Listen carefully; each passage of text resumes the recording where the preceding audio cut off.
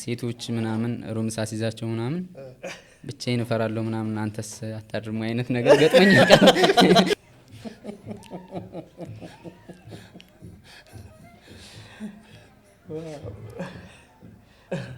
እኛም ቸኮልን ፖድካስቱን ለመጀመር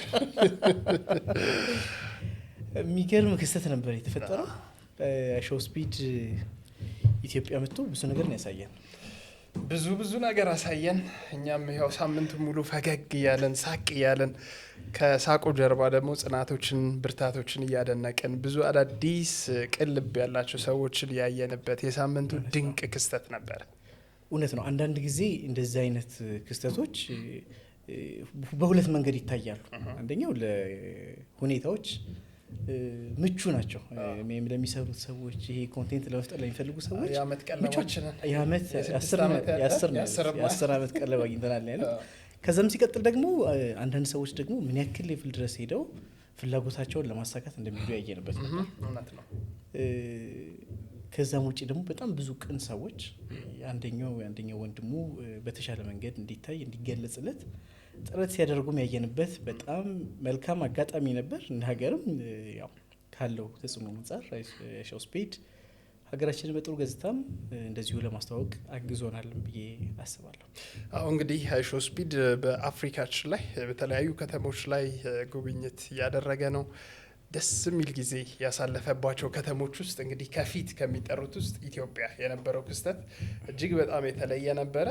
እስካሁን ናፍቆቱ እያንገበገበው እንደሆነ በጣም ብዙ የሾው ስፒድ ተከታዮች ከፍራሳቸው የተነሳ አሁን ቲክቶክ ትሬንዱን ራሱ ስታየው የሱ ነው የሚመጣው። የመጀመሪያዎቹ ቪዲዮዎች የሱ እየሆኑ መጥተዋል። ኢቨን ሌላ ሀገር ላይ ያላች ቀረጻዎቹንም ስትሪሞቹንም ሄዶ ሁላ ፉክክርም አለ። እኛን እስካሁን አንደኛ እስካሁን ኢቨን ኒውሶች አሉ ብሬኪንግ ኒውሶች በተለያዩ ኮንቴንት ክሬተሮች የተነገረ ይገኛልና ከዛ ውስጥ ደግሞ ለኛ የሚገርም ጊዜ የሚገርም የሳቅ ምንጭ ከዛም አልፎ ደግሞ ጥረቱን ያየ ነው አንድ አስገራሚ ክስተት ነበር። ሙያውን ለዓለም ሊያስተዋውቅ ሙያውን ለዓለም ሊሸጥ ሙያውን አቅሙን ደግሞ ይበልጥ በደንብ ብዙዎች ጋር ለማድረስ ሙሉ መሳሪያውን ስንል ያኛው መሳሪያ አይደለም ፏ ሊያደርግ ስንቁን ይዞ ስንቁን ያው መቼስ የባለሙያ ስንቁ መሳሪያው ነው። ሰው መሳሪያውን ይዞ በቦታው ተገኝቶ ነበር። ያንንም በማድረግ ውስጥ የተለያዩ መገፍተሮች፣ መውደቆች፣ መነሳቶች፣ ቅጥቀጣዎች፣ ጠረቦች በዚህ ያውሉ ተቋቁሞ ብዙዎቻችን ፈገግ እንድንል ምክንያት የሆነን እኛም መግቢያችን ላይ እንዲሁ ጥርሳችን በፈገግታ ድምቅ እንዲል ምክንያት የሆነው ራስናቲ እዚህ በቲኤች ፖድካስት ተገኝቷል። እንኳን ደህና መጣህ እንበለው እስኪ። I am here ተገኝቻለሁ። አሪፍ ጊዜ እናሳልፋለን። ስለመጣው ደስ ብሎኛል። ሶል እንግዲህ ያው መምህር ነህ እንደምናውቀው። ትንሽ እኔ መሀል ላይ ዝም ብዬ ቆያለሁኝ። በእንግሊዘኛ ትንሽ ነገር ብታወሩ ጥሩ ይቻላል። I am here ብሎ ጀምሯል። ከዚህ በኋላ አስፈላጊ ነው ብዬ አላስብም። ነገር ግን እንዴት ነበር የሚለውን ከናቲ ጋር እየተጫወትን እንዴት ተቀበላችሁ? ከባድ ጊዜዎች ይመስላሉ። እኔ አሁን ቢያጋጥመኝ ይከብደኛል ብዬ ማሰባቸውን ጊዜዎች ያሳልፋልና እዛ ጋር እንሂድ። ከዛም ደግሞ ናቲ ማን ነው እስኪ በትክክል እንግለጠው እስኪ። ራስ ናቲ ነው የሚለው በሶሻል ሚዲያ ስሙ። ራስ ናቲ ማን ነው? ተርፋል መጀመሪያ ብዙ ሰዎች ብለውታል። ተርፍ ያለው ሳይሆን ምንም አልሆንኩም። ሲጀመር ምንም አልሆንኩም። ማንኛውም ሰው እንደተገፈተረው ተገፍተር ያለው ግን በቃ አሪፍ ነበር። ለበጎ ነው ሁሉም ነገር። ተርፍ ያለው ሳይሆን ምንም አልሆንኩም ነው። እግዚአብሔር ይመስገን። ሙሉ ስሜ ናታን ይባላል። ናታን ሲሳይ መኮንን እባላለሁ። የወሎ ልጅ ነኝ። ከወሎ ደሴ ነው የመጣሁት። ወሎ የሚላላ በጣም የፍቅር ሀገር ነው። ከወሎ ጋር ትልቅ ትስስር ነው ያለኝ። ወሎ ረጅም ዓመት ቆይቻለሁኝ በትምህርትም በስራም እና በጣም የፍቅር ሀገር ነው ወሎ። እውነት ነው። እንመለሳለን። ሙያውን በደንብ ፈተሽ እናደርጋለን። እውነት ነው። ከናታን ራስ ናቲ የሚለው ነው የሚቀለኝ ነኝ። ራስ ናቲ ራሱ ፈቅጃለሁ። ስለዚህ ከራስ ናቲ ጋር እጅግ በጣም ደስ የሚል ቆይታ እናደርጋለን። የሳምንቱ አነጋጋሪ ልዩ ክስተት ነበረ። እንግዲህ ቲኤች ፖድካስት ተጀምሯል። አብራችሁ እንድትቆዩ አንተነህ ተስፋይና ሶል ሰለሞን አይዳኝ በጋራ እንቆያለን። ዛሬ አለን እንግዲህ ማሂን ወዴት አስቀምጠን እንደሆነ ይጣራል። እሷ በሌለችበት ብዙ ሚስጥሮች እናውጣ ብለን ነው። የጸጉር ቤት ሚስጥር እሷ ባለችበት ለምን ይወራል? እነሱ ቤት ያስገቡናል። ስለዚህ ይሄን ብለን መተናል። እስኪ በደንብ እንተዋወቅ። ያው እኔ ከወሎ ጋር በጣም ቁርኝት አለኝ። እውነት ነው። ምክንያቱም አስተምራለሁ። አዎ አስተማሪ ሆኜ አገልግዬበታለሁ። ከዛም የበለጠ የህይወቴን በጣም ኢምፖርታንት ምለውን የህይወት ፓርት እዛ ነው ብዙ ነገር የገነባሁት። ስለዚህ ከወሎ ጋር ቁርኝነቴ ሀይ ነው። እናቲሻ ደግሞ ያው ከዛው ከወሎ ከወሎ እንግዲህ በፍጥነት እንሂድና ወሎ ላይ እንረፋ። እስኪ ንገረን። ወሎ እኔ ትውልዴ ሰሜን ወሎ ነው። ላሊበላ አካባቢ ትንሽ የገጠር ከተማ ነው የሚባለው። መብራት አለ ምናምን ግን ሁሉም ነገር የተሟላ አይደለም። የተወለድኩት እዛ ነውና ከዛ 11 አመት ላይ ኮምቦልቻ ሄድኩ። ያው ከዛ በፊት ትምህርት እየተማርኩ ምናምን አቋረጥኩና እኔ የሆነ ለምፈልገው ነገር ይሄ መሞት አይነት ሰው ነኝ ማለት አሁን ትምህርት ቤት እየተማርኩ ምናምን እኔ የምፈልገው ኳስ መጫወት ምናምን የሆነ ኢንተርቴን ማድረግ ድራማዎች መስራት ምናምን ነበር ስማር። ፋሚሊ ደግሞ ላይክ ከስራ ወደ ቤት ከቤት ወደ ስራ እንደሆነ ነው የሚፈልገው ፋዘር ምናምን ማለት ነው። ሶ አልስማማም። እኔ ምን የምፈልገው ማድረግ ስለምፈልግ ምናምን ፋሚሊ ጋር ምናምን እጋጭ ነበር፣ ታላ ነበር ምናምን። ፋይናሊ የመጀመሪያ ልጅ ነው። ፋይናሊ ትምህርቴን አቋርጬው አይ ቲንክ 7 ላይ ምናምን መሰለኝ አቋርጬው ወደ ወሎ ኮምቦልቻ ደቡብ ወሎ ገባው። ያደግኩት እዛ ነው። ነፍስ ማቀው እዛ ነው። አሁን ላይክ ኮምቦልቻ ሲባል የሚሰማኝ ስሜት ምደነግጠውና ላሊበላ አካባቢ ያለው ይለያያል። ያደግኩት ሁሉ ነገር ልጅኝ በደንብ 1 ብር 2 ብር እየከፈልን ፊልም እያየና ብዙ ታሪኬን ያሳለፍኩት ኮምቦልቻ ስለሆነ ይሄ ኮምቦልቻ ጥልቅ የሆነ ስሜት አለኝና እዛ ነው ያደግኩት። ትምህርትም ኮምቦልቻ ቀጥያለሁና እስከ 10ኛ ክፍል ላይ ነው ያቋረጥኩት። እንግሊዘኛውም ለዛ ነው በደንብ ፐርፌክት ያልሆንኩት። ምን እንቀጥል? እናቴ ብዙ ረጅም ጉዞ ነው የተጓዝከው። ከሰሜን ወሎ እስከ ደቡብ ወሎ ድረስ ሄደሃል። እስከ 7 የጀመርከውንም እስከ 10 ቀጥለህበታልና ከዛስ በኋላ 10 ላይ ካቆምክስ በኋላ በምን ሙያ ተሰማራ? ምን አደረክ? አዎ እየተማርኩም አሁን ኮምቦልቻም እየተማርኩ ላይክ ወያላ ነው የሚባለው ከአዲስ አበባ የሚመጡ ሰዎችን ሩም ማስያዝ ላይክ ወደ በረሃ ምናምን የሚባል አለ። ከኮምቦልቻ ወደ ባቲ አሳይታ ምናምን የሚሄዱ ሰዎች አሉ። እነሱን እንዲያርፉ ምናምን ሆቴሎች ማሳየት፣ ሩም ማስያዝ ምናምን እንደዛ አይነት ስራ ሰራ ነበር። እንደ መላላክ ነገር ሰራ ነበር። ልጅ ነኝ ገና ከ11 አመት ጀምሯል ኮምቦልቻ ያሳደኩት። እንደዚህ አይነት ስራዎችን ሰራ ነበር። አስተናጋጅ ሆኜ አውቃለሁ ትንሽ በርገር ቤት። ከዛው ከአስተናጋጅነት ተነስቼ ሼፍ ሆኜ አውቃለሁ። በርገር ምናምን ሰራ ነበር። ትንሽ ቤት ነች። አስተናጋጅ ሆንኩ። ከዛ ሼፍ ሆንኩ። ሁሌ እኔ እድገቴ እንደዚህ ነው፣ ስቴፕ ባይ ስቴፕ። ግን ትልቅ ደረጃ መድረስ ነው ሁሌም ህልሜ ምናምን። ልምዶቹን ያገኛቸው በትምህርት ነው ወይስ እንደው የአካባቢው ሰው እያስተማረ እየተባበረ ነው? እንዴት ነው ያገኛቸው? ያው ከማየው ነገር ከአካባቢው ሰው ምናምን እውነት ለመናገር የአካባቢው ሰው ብዙ ጊዜ አዋዋሌ ምናምን ጥሩ ሰዎች ማለት የሚለፉ ሰዎች ጋር ይሄ በደንብ ትልቅ ደረጃ ያሉ ሰዎች ጋር ምናምን ነው። እንደዛ ሲሆን ደግሞ አዋዋልህን ነው የሚመስል ሁሉም ነገርና እኔ እንዳድግ የሚያደርገኝ እሱ የማየው ነገር አዋዋሌ ቦታው ይወስነዋል። እዛ ነበር። በጣም አሪፍ። ምናልባት የት ነበር ረዳት እንዲሁ ሼፍ ሆነ ምግብ መስተንግዶ ሰራ የነበረው? አዲስ አበባ ነው ወይስ ኮምቦልቻ? ምን ያህል ጊዜ በረዳትነት ሰራ? ይሄን ያክል ጊዜ አላስታውሰውም እውነት ለመናገር። አመት 2 አመት ምናምን ነው ሊሆን የሚችለው። በረዳትነት ደግሞ ብዙ አዝናኝ እንትኖች አሉ እኮ አይደል? አቤት አዲስ አበባ ያሉት መልስ አይመልሱም እንደሚል ብዙ ጥያቄዎች አለባቸዋል ረዳቶች ላይ። ምንድነው ያንተ ቤስት የምትለው ይሄ እዚህ ስራ ስትሰራ ያገኘው ልምድ? የሚያስቅ ሊሆን ይችላል፣ የሚያሳዝን ሊሆን ይችላል። ወደዚህ ስራ ስለገባ የተጸጸተ ወይ የተደሰትክበት ሊሆን ይችላል። እስኪ ምንድነው የምታካፍለው? የሚያዝናናኝ የነበረው ስራ እንደዚህ ሩም ማስያዝ ምናምን የነበረው ፓርት ነው ምናምን። አንዳንድ ጊዜ የሆነ ሴቶች ምናምን ሩም ሳስይዛቸው ምናምን ብቻዬን እፈራለሁ ምናምን፣ አንተስ አታድርሙ አይነት ነገር ገጥሞኝ ያውቃል። እንደዛ ገጥሞኝ ያውቃልና እሱን ፓርት ወደዋለሁ። ልጅ ነኝ ግን ያኔ በቃ 14 15 አመቴ ነው ቢሆን ነው። ግን እንደዛ አይነት ነገር ይገጥመኝ ነበርና ያን ወደዋለሁ በጣም። እና የሆነ ነገር ሰራ አረግና ለቀን ውሎ የሚበቃኝ ከሆነ ወደ መዝናኛ ነው የምመርጠው። እኔ ፊልም ምናምን ናይ ነበር፣ ኳስ ዲኤስቲቪ ገባ ነበር። በቃ የቀኔን ካገኘው የነገውን ብዙ አላስብም ነበር እውነት ለመናገር ያኔ ማለት ነው። እና ያ ጊዜ በጣም የሚናፍቀኝ ደስ የሚለኝ ምናምን እና የሚያዝናናኝ ፓርት ክላስሩም ምናምን ሳሲዝ የነበረበት ታይም ደስ የሚል ነበር። ትምህርትም እየተማርኩ ግን ጎን ለጎን በዛ ሰዓት ትማር ነበር። 9ኛ ክፍል 10ኛ ክፍል አይደል እስከ 10 ከምቦልቻ ድረስ። አዎ አይ ጥሩ ነው። አሁን ያልከው ያው እንግዲህ ሴቶች ብቻቸውን ስለሚፈሩ ሊሆን ይችላል፣ ፍርሃታቸውን ለማስወገድ ለትብብር ጠይቀው ሊሆን ይችላል። ከዚህ ውጪ በረዳትነት ስትሰራ የገጠመ ነገር?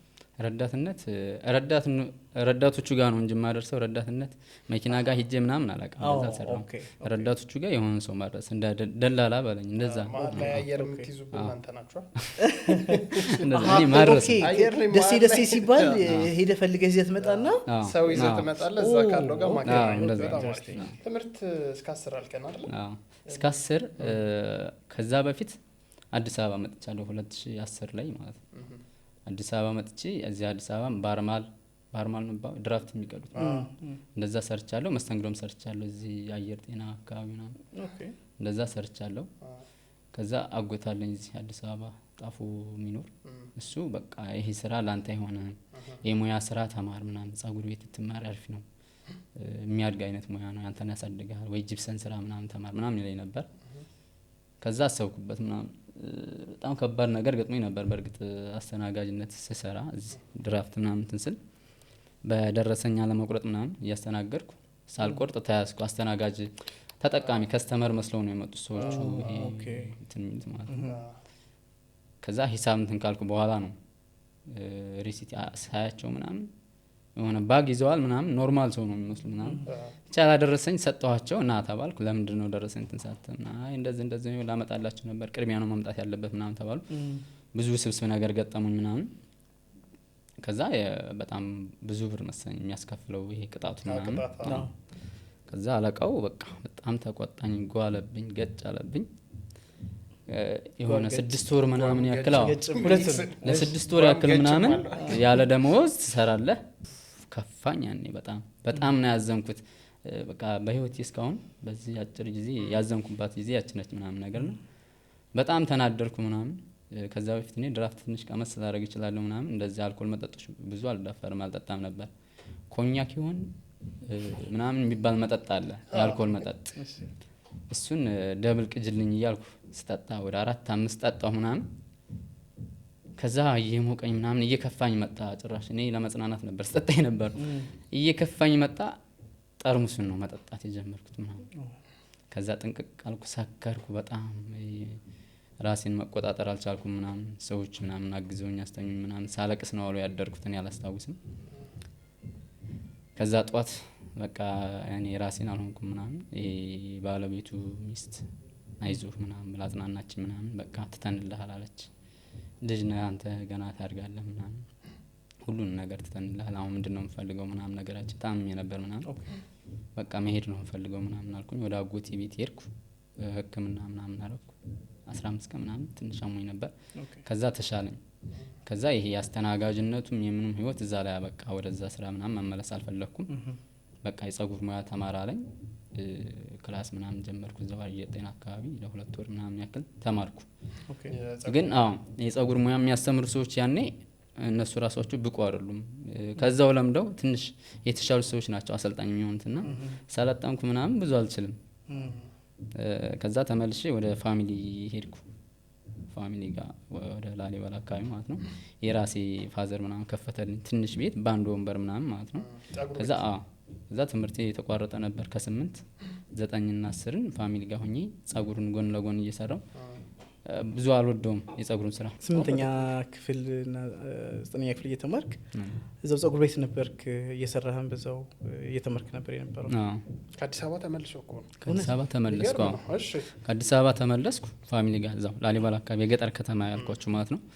ፋዘር ከፈተልኝ አንዲት ጸጉር ቤት፣ አንድ መስታወት አላት፣ አንድ ቴንዶስ ማሽኑ ማለት ነው፣ አንድ ወንበር፣ በቃ ማበጠሪያ መቀስ። የመጀመሪያ ተቆራጭ ማትረሳው የመጀመሪያው የቆረጥከው ሰውዬ ምን አለ? አንተስ እንዴት በምን አይነት ኮንፊደንስ ቆረጥከው? ከትቻ ነበር ማለት ይሄ ኖርማል ማለት ነው። ከዛ ውጭ ያሉትን ብዙ አልችላቸውም። እንደነገርኩ አሰልጣኙ ብዙ የሰለጠነ አይደለም። ለዛ ከማሰልጠኛ ስንወጣ ብዙ ጎበዙኛ አይደለም የወጣሁት። ከዛ ዩቲዩብ ላይ በማየው ነገር ሌሎች ሰዎች ሲሰሩ በማየው ነገር ነው ራሴ የዛን ጊዜ ዩቲዩብ ታይ ነበር ማለት ነው። ዩቲዩብ ያለው ከዛ በአንድ ወንበር በአንድ ማሽን በአንድ እንትን ጀመርኩ። ትምህርት እየተማርኩ ነው፣ ጎን ለጎን ነው እንትን ምለው። ብዙ አክቲቭ አልነበርኩም። ለ2 ዓመት ያክል ግን እየተማርኩ እስከ 10 ድረስ ማለት ነው እየሰራሁ ነበር። የመጀመሪያ የጀመርኩት በወንድሜ ነው። ይቅርታ፣ ስንት ብር ነበር የሚከፈለው? 40 ብር 40 ብር አንድ ሰው ይከፍል ነበር። ሰሜን ወሎ ማለት ነው ላሊበላ። ከዛ በታች የሚከፈል እኔ ሁሌም አንደኛ ነው መሆን የምፈልገው እና እኔ ነው ውድ የሚከፈለው ምናምን። አይ ውድ ነው እያሉ የሚሄዱ ሰዎች ነበሩ። እኔ ግን ግድ አይሰጠኝም። ትምህርት እየተማርኩ ነው እንዳይደብረኝ ብቻ ነው የተከፈተልኝ ምናምን በአንድ ወንበር።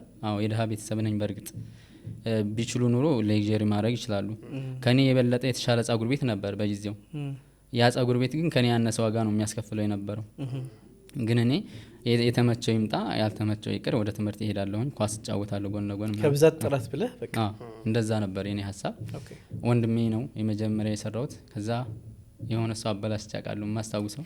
እንደዚህ ቅርጽ ስናወጣ ምናምን የሆነ ሳብ የምናደርገው ነገር ነበር። ከዛ እዚህ አካባቢ ምናምን ልጭት ታረኩት። ዜሮ የሚከፈት የሚዘጋ ነገር አለው ማሽን ላይ ዘግቻታለሁ። በቃ ሲዘጋ ዜሮ ነው የሚሆነው።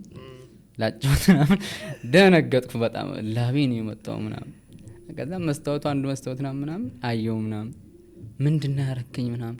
አይ ይስተካከላል እኮ ቆይ ትንሽ ተረጋጋም። ለምንድነው የምረጋጋው ምናምን።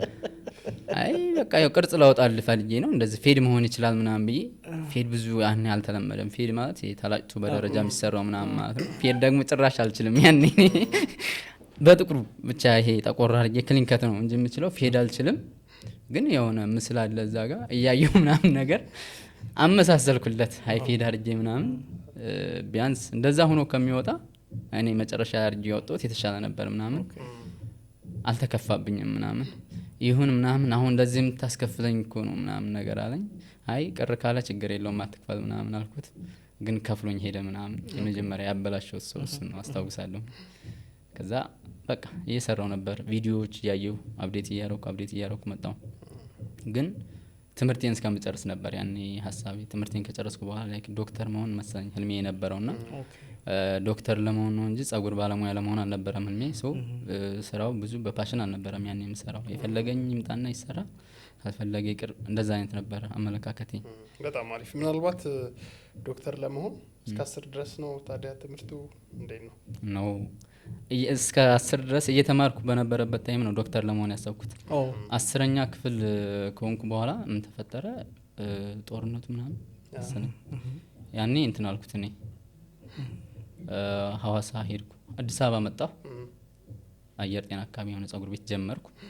ከዛ ከወሎ አካባቢ የመጡ ሰዎች ወጣቶች ምናምን መታፈስ ነው የሚባለው እየተሰበሰበ ምናምን ነበርና እኔ ደግሞ የወሎ መታወቂያ ነው የነበረኝ ምናምን ምንም ንጹህ ሰው ነኝ፣ ግን በቃ ይታፈስ ነበር በጊዜው። ለዛ ወደ ሐዋሳ ሄድኩኝ። እኔ ሐዋሳ በጣም ሰላም ነበር ያኔ። ይሄ ማለት ያሁን የቅርብ ጊዜ አይደል? ምን በስንት ዓመት ማለት ነው? መቼ ማለት ነው? በጊዜ አሁን ቅርብ ጊዜ 2013 መጨረሻ አካባቢ ነው። ኦኬ። ከዛ ሐዋሳ ሄድኩ። ሐዋሳ በጣም የሚገርም ጸጉር ቤት ነበር። ፒዲ ይባላል። ፒያሳ አካባቢ እና በጣም ለግጀሪ ቤት ነው። እኔ ኮንፊደንት አለኝ ሁሌ ሙያው ላይ በጣም ጎበዝ አልነበርኩም ያኔ የጦርነት ታይም ምናምን። ግን በቃ አዲስ አበባ መጣሁ። የሆነ ቤት ስራ ተባልኩ፣ ሰራሁ። ከዛ መታፈስ ሲጀመር ወደ ሐዋሳ ሄድኩ። ሐዋሳ አንድ ሰው ነበር የሚያቀኝ ምናምን ነገር በዚህ እሱ ጋር ጀመርኩ ምናምን። አሪፍ እያሻሻልኩ ምናምን መጣሁ። ከዛ የጸጉር ቤትን ስራ መውደድ ጀመርኩ። ላይክ የትም ብሄድ አገኛለሁ ማለት ነው። አሁን ነጋዴ ቢሆን ወይ የሆነ ነገር ቢሆን ከአካባቢ ሱቄ ከተዘጋ ምናምን አልችልም አይደል? ይሄኛው ግን አብሮ የሚከታይ ነው፣ የሙያ ስራ ነው ምናምን ማመን ጀመርኩ የሙያው። ከዛ ትልልቅ ሰዎችን ያገናኘኛል፣ ስራ የሚያሰሩ ምናምን ብዙ አሪፍ ሰዎች የሚያገናኝ ስራ ሲሆን ወደድኩት ስራውን። ከዛ ትምህርቱንም ለመተው ወሰንኩ። በፓሽን መስራት ጀመርኩ። 10ኛ ላይ ያቋረጥክበት ትምህርቱ አንዱ ምክንያት ምን ነበር? ወደ ስራው ይሄ ጦርነቱ መምጣት ምናምን ነገር ነው ከት እንዳደረገ ያደረገኝ። ከዛ ተመለስኩ ወደ ደሴ ተመለስኩ። ከሐዋሳ ደግሞ ድጋሜ ወደ ደሴ መጣ። በቃ ሰላም ሲሆን ከዛ ደሴ መስራት ጀመርኩ። ናቲ ይባላል አለቃዬ፣ በጣም ጎበዝ፣ ለስራው በጣም ያለው ክብር፣ በፓሽን ነው የሚሰራው እሱ። እሺ ስለዚህ እዚሁ ቆይ ናቲን እናያዘውና ባይስ ናቲ በደንብ ቁረጠኝ ቢለው እሱን የትኛው ነው የትኛው ናቲ? ያኛው ናቲ ያኛው ያኛው ናቲ ነው። ደሴ ላይ ናቲ የሚባለው ስም በዛ ነው የሚታወቀው። እሱ ጋር ስራ ጀመርኩ 2014 መጨረሻ አካባቢ ነው ቲክቶክ የጀመርኩት እኔ። እሱ በጣም ያበረታታኛል፣ በቃ ጥረት እንዳደረግ ምናምን ያደርገኛል ናቲ። ከዛ ግን ከዛ ውጭ ዩቲዩብ ምናምን ያለው በቃ የውጭ ስራዎች ምናምን በጣም ነው የማደንቀው። ብራዚሎች ምናምን የላቲን ጸጉር አስተካካዮች በጣም ጎበዝ ናቸው። የሆነ አኞ የሚባል አለ ኮሎምቢያዊ ጸጉር የሚያስተካክል፣ የሱ ስራ በጣም ነው የሚያስገርመኝና ሁሌም እሱ እንደሱ መሆን ነው ሁሌ የኔ አላማ። በቃ አንደኛ መሆን ነው በተሰማረውበት ዘርፍ አንደኛ መሆን። አንደኛ ሆኜ ደግሞ በቃ የሆነ ገቢ አግኝቼ ምናምን ፋሚሊዎችን መርዳት፣ ከዛም አልፎ እንደ ሀገር ደረጃ ላይክ አሁን አዶናይ እንደሚያደርገው ምናምን ነገር ከዛም ባለፈ መርዳት ማገዝ ነው የመጨረሻውን የሚያስደስተኝ ነገር። ሰዎች በእኔ ፈገግ ሲሉ ማየት ነው ማለት የሆነ ነገር አግዣቸው ረድቻቸውና ለዛ ህልም መክፈል ያለብኝ ዋጋ ነው ሁሌም የምከፍለው። ኢንቨስት ማድረግ ሲኖርብኝ አደርጋለሁ፣ ያለኝ ሁላ ነው የምሰጠው ምናምን ነገር። ናቲ በዚህ ሁላ ተገለጸ። በጣም ብዙ ነገር ነው የሞከርከው፣ ብዙ ኤክስፔሪንሶች ነው ያሳየህን። አሁን ወደ ዋናው ርዕሳችን ከመግባታችን እንደ መንደርደሪያ ናቲ ነገሮችን ለመፈጸም የት ድረስ ይጥራል? በቃ ያለኝን ነገር በሙሉ እስከ መስጠት ማለት ህይወቴን ይሁን አይሁን አላውቅም ማለት እስከ ህይወቴ ማለት ይቻላል። ላይ ካሁን ባለፈው የተፈጠረው ነገር የሆነ በሽጉጥ ቢመቱኝ እኮ ህይወቴን ሰጠው ማለት ነው። ስለዚህ እስከዛ ድረስ እስከ ህይወቴን እስከ መለገት ድረስ ነው። ኦኬ ናይስ፣ በጣም አሪፍ። እንግዲህ 40 ብር የተከፈለው የመጀመሪያው በወንድሙ ጸጉር መቁረጥ የጀመረው አሁን ደግሞ ዓለም አቀፍ በነገራችን ላይ በጣም ትልልቅ ሰዎች የናቲ ደንበኞች ናቸው። ያው አንተ እንዳልከው ናቲ በጣም ብዙ ስራዎችን ሲሰራ በወንድሙ ጸጉር ማስተካከል የጀመረ፣ ከዛም ሲያልፍ ደግሞ ከደሴ አዲስ አበባ፣ ከአዲስ አበባ ሐዋሳ፣ ከሐዋሳ ደሴ፣ ከደሴ አዲስ አበባ ብዙ ቦታዎች ነው የዞረው። ይሄ ሁላ የሚያሳየው ያው ምን መፍጠር እንደፈለገ ነው እና ህይወቱን ለማጣፈጥ የሄደበትን ረጅም ጉዞ የሚያሳይ ነው። ምናልባት ናቲ አጠቃላይ ይህንን የነገርከንን በቁጥር ምን ያክል አመት ስታደርገው ቆየ? በቃ ከ12 አመት ጀምሮ ስራ እየሰራሁ ፋሚሊ ጋር በ11 አመቴ ነው የወጣሁት። እድሜ ልታስጠይቅ እንፈልግ ነው አይደል? ከ12 አመቴ ጋር ካሁን ስንት ነው? 26 አመቴ ነው። በቃ እኔ 26 አመቴ ነው። አሁን 26 አመቴ ነው። አዎ አቀናነስ ነው። 14 አመት ሙሉ በዚህ ስራ እየሰራሁ ነው። ግን ላይክ መውጣት አልቻልኩም። አሁን 14 አመት ብዙ ነው። ግን መጀመሪያ የነበረኝ እንትን ዛሬ ካገኘሁኝ በቃኝ ነበር። ለነገ ማስቀመጥ የለም። ዛሬ ከጧት የሰራዋት የቀኑን ሙሉ ከበር የምታረግልኝ ከሆነ በቂ ነው ብዬ ነው የማስበው። ከእድሜም አንጻር ለማምሰል ምናምን ነገር አሁን ከደሴ ወደ አዲስ አበባ ከመምጣቴ በፊት ቲክቶክ የጀመርኩት ደሴ ነው። ስራዎችን እያሳየሁ ምናምን ፖስት ማድረግ ጀመርኩ።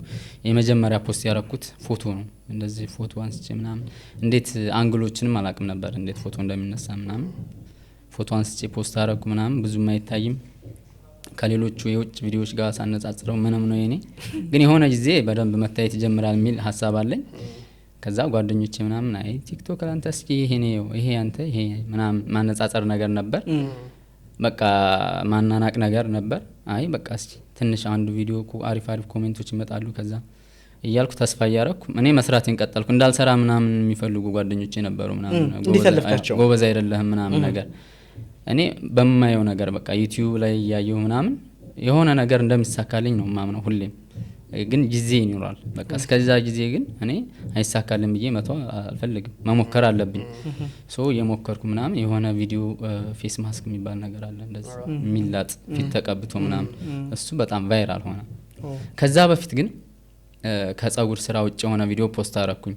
የሆነ ጎርፍ ነበር ክረምት ላይ ምናምን ጎርፍ ስር ሆኜ ምናምን ሊፕሲንግ እያረኩ በወሎ ሙዚቃ ምናምን እሱ ቪዲዮ በጣም ነው ቫይራል የሆነው። 300,000 ምናምን ታየልኝ የመጀመሪያው ቪዲዮ ማለት ነው። በጣም ተገረምኩ። ይሄኔ ሁላ አልመስለኛል ሌላ ፎrum ፔጅ ላይ ያየው ነው መሰለኝ። አዎ ከዛ በቃ ቲክቶከር ነው መሆኑ አልኩኝ። በቃ ማለት እሰራለሁ የምሰራውን ነገር እያሳየው የሆነ ጊዜ ሁሉም ቪዲዮዎች እንደዚህ ቫይራል መውጣት ይጀምራሉ ብዬ አመንኩ በዛች ቪዲዮ ምክንያት። ከዛ የፌስ ማስኩ ቪዲዮም እንደዚህ ወደ 2 ሚሊዮን ምናምን መታየት ጀመረ ገና ምናምን። ከዛ በቃ ኮሜንቶቹ በጣም አሪፍ ናቸው። ዋው የት ነው የምትሰራው? ሀገር ውስጥ ነው ዱባይ ነው ወይስ ምናምን አይነት ነገር ኮሜንቶች አሉ። ሁላ ቤቱ ምናምን ያምራል፣ የደሴው ቤት የናቲ ቤት ምናምን ኢትዮጵያ ውስጥ ያለ አይመስልም ምናምን፣ በጣም ነው የሚያምረው። ከዛ በቃ ስራዎችን ሁሌ ማሳየት ጀመርኩ ምናምን። ወደ 70 ምናምን ፎሎወር ደረስኩ። ግን ቪዲዮዎች ቫይራል በሆኑ ቁጥር ማለት ነው የሚደውልኝ አዲስ አበባ ሰው ነው። የት ሰፈር ነው? የት እንምጣ ምናምን። እኔ ሙሽራ ነበርኩ። የት ነው? ዱባይ ነው? አዲስ አበባ ነው? የት ሰፈር ነው? ምናምን ደሴ ምናምን ሳቸው ክፍለ ሀገር ወይ ምን ሆነሃል ወንድሜ አዲስ አበባ ግባ እንጂ ይላሉ። አዲስ አበባ ግባ እንጂ አዲስ አበባ እኮ ብዙ አማራጮች አሉ። አንተን እንዳንተ አይነት ባለሙያ ምናምን ሁሌ ሙያዬን ማሻሽለው በቃ ቪዲዮዎች በማየት ከኔ የተሻሉ ሰዎች ባለሙያዎች። አሁን ሐዋሳ የሆነ ልጅ አለ ጺም ላይ በጣም ጎበዝ የሆነ የሱን ሙያ ወደ እኔ ወሰድኩት። እኔ ፌድ ላይ ጎበዝ ነበርኩ፣ የኔ ሙያ ደግሞ ስንትና ምናምን። ስለዚህ አሪፉን ኳሊቲ ወደ እኔ ያመጣዋለሁ፣ አሪፍ ያነሰውን ደግሞ ተወዋለሁ፣ አይጠቅመኝም። እንደዛ እያረኩ ራሴን አሻሻልኩ ምናምን። ከዛን በቃ ጎበዝ ሆንኩ። አይሾው ስፒድን ካልቆረጥኩኝ ወደሚል ግብ ነው የተገባው ይመስለኛል። አዎ የኔ አላማ በቃ የመጨረሻው ግቤ ይሄ በአለም አቀፍ ጎበዙ የጸጉር ባለሙያ ተብዬ ላይክ ሁሉም ፈልጎኝ መጥቶ በደንብ ኢንካሚ አሪፍ ነው የምፈልገውን ወይ ትልቅ ጸጉር ቤት የመክፈትም ፕላን አለኝ። ከዛ እኔን እንትን ብዬ ረድቼ ራሴን ረድቼ ቤተሰቤን ረድቼ ከዛ ወደ ህዝብ ወደ ሀገሬ እስከ መርዳት ድረስ እንዲያደርሰኝ ነው የኔ አላማ። በጣም ጥሩ። አሁን የቅርብ ጊዜ በተለይ መጨረሻ ላይ ወደ አዲስ አበባ የመጣው መች ነው? እነዚህ ጥሪዎች ተደጋጋሚ ሲመጡ ኮሜንቶች በዙ። ወደ አዲስ አበባ ናና የሚል ኮሜንቶች በዙ። ምን ያህል ጊዜ ሆነ? አሁን 1 አመት ከ6 ወር አካባቢ ሆነኝ አዲስ አበባ ከገባሁ። አዲስ አበባ ገባሁ። ከዛ በፊት ቪዲዮ ሰርች ነበር ባይስ ጋር በባይስ መጣላችሁ ናቲሻ አዲስ አበባ እየመጣ ነው ተቀበሉት ምናምን የሚል ቪዲዮ ሰራው። ብዙ ሰው ጋር ደረሰ። ከዛ አዲስ አበባ ያሉ የጸጉር ባለሙያዎች በጣም ፈለጉኝ። በቃ እኔ ጋር ብሰራ ሀሳብ መጣ። እንደዚህ ነው እንደምፈልገው ምናምን ብዬ አሰብኩ። ከዛ ኢቨን ዝውውር ምናምን የሚባል ነገር ተጀምሯል ጸጉር ቤት ላይ። እዛ ቤት ለምትጀምርበት የሆነ ክፍያ የሚከፈለ ነገር አለ። የፊርማ ክፍያ ያለ እዛ ደረጃ ድረስ ደርሷል። እሺ ከዛ ጠየቅኩ። ብዙ ሰው ሲበዛብኝ ፈላጊ ሲበዛብኝ በቃ እንደዚህ ይሄን ያክል ክፈል አልኩ። ተዛውሮ ነው ብዙ በስንት ከባድ አይ ብሩን እንኳን ብዙ ብር ነው በእርግጥ ማለት በኢትዮጵያ የጸጉር ቆራጮች ታሪክ የመጀመሪያው ብዙ ብር የተከናወነ ልንኖር ይችላል። ብሩ ይመስለኛል በእርግጠኝነት ብዙ ኦፊሻል አልሆኑም። ከኔ በፊት ግን ዝውውር ያደረጉ ልጆች አውቃለሁኝ። ግን አለ የተለመደ ነው አሰራር ተለምዷል። አሁን እየተለመደ ነው። ግን ከሰማኋቸው ብሮች የኔ ብር ብዙ ነበር። የጠየቁት ብርና የተከፈለኝ ብር ተከፈለኝ። ከዛ በቃ መስራት ጀመርኩ። ቪዲዮ ፖስት ማድረግ ጀመርኩ። ከዛ ሴሌብሪቲዎች ጋር የሆነ ቦታ ኢቨንት ላይ መገናኘት ጀመርኩ። ኢንቫይት አረኳቸው መጡ ምናምን። ከስተመሩ በዛ፣ ፈላጊ በጣም በዛ። እንደዛ ነው። ከዛ ዝነኞቹ እየመጡ በቃ ውበታቸውን ያሰባስባሉ። ከዛ በኋላ ይሄ ሁላ ነገር ሲመጣ ግን ራስ ነቲቭ በሚለው የሶሻል ሚዲያ ፕላትፎርሙ ብዙ ማስታወቂያዎችን ሲሰራ ቆይቷል። አንዳንዶቹ ግለሰቦችንም እየቀረጸ ይዞ ይወጣ ነበር። ምናልባት ለምን እንደደረ ከረዳን የናቲ ቪአይፒ ደንበኞች እነማን ናቸው? ታቋቸው ነው ወይስ ብዙ ናቸው? እናንተ ማታቋቸው ስለሆነም ዛሬ ለተመልካቾቻችን እስኪ እንገራቸው። ኦኬ ቪአይፒ አዶናይ፣ ታኩር፣ ቢቦይ ቶሚ፣ ዳኒ ሮስት ስማቸውን እንዳልዘነጋቸው ብዙ ናቸው። ኦኬ አንተ ጋር መርጦ ሲመጡ ምክንያታቸው ምንድን ነው? ጸጉር መስተካከል ነው። ያ የሚመጡት ጸጉር ለመስተካከል ነው። የተለየ ምክንያታቸው ለምንድን ነው? ሌላ ቦታ ሄደው ተስተካከሉት አንተ ጋር ለምን መጡ? አይ ቲንክ የማሳየው ነገር ነው። ወደውት ነው። ለምሳሌ አዶናይ አሁን የመጀመሪያ ፖስት ታኩርን ፖስት አድርጌው አይቶት ነው ቪዲዮውን አየው፣ በጣም ወደድኩት አለኝ። ከዛ ፕሮፋይልን ቼክ ሳደርገው በቃ ስራ በጣም አስገረመኝ አለ። በቃ ይሄ ልጅ ነው የኔ ብዬ መረጥኩት አለኝ። ደወለልኝ። እኔ በጣም ደስ አለኝ። ከዛ በፊት ኢንቦክስ ጽፌለት ነበር፣ ቲክቶክ ላይም አይጂ ላይም ጽፌለት ነበር። ያየው አልመሰለኝም፣ ግን አይቶት ነበር። አይቼዋለሁ አለኝ። ደወለልኝ። አዶናይ ነኝ አለኝ። አዱ እንዴት ነህ ምናምን ነገር አልኩት። ሰው አለ እንዴ ፍሪ ነህ እንዴ ልምጣ ምናምን ነገር አለኝ።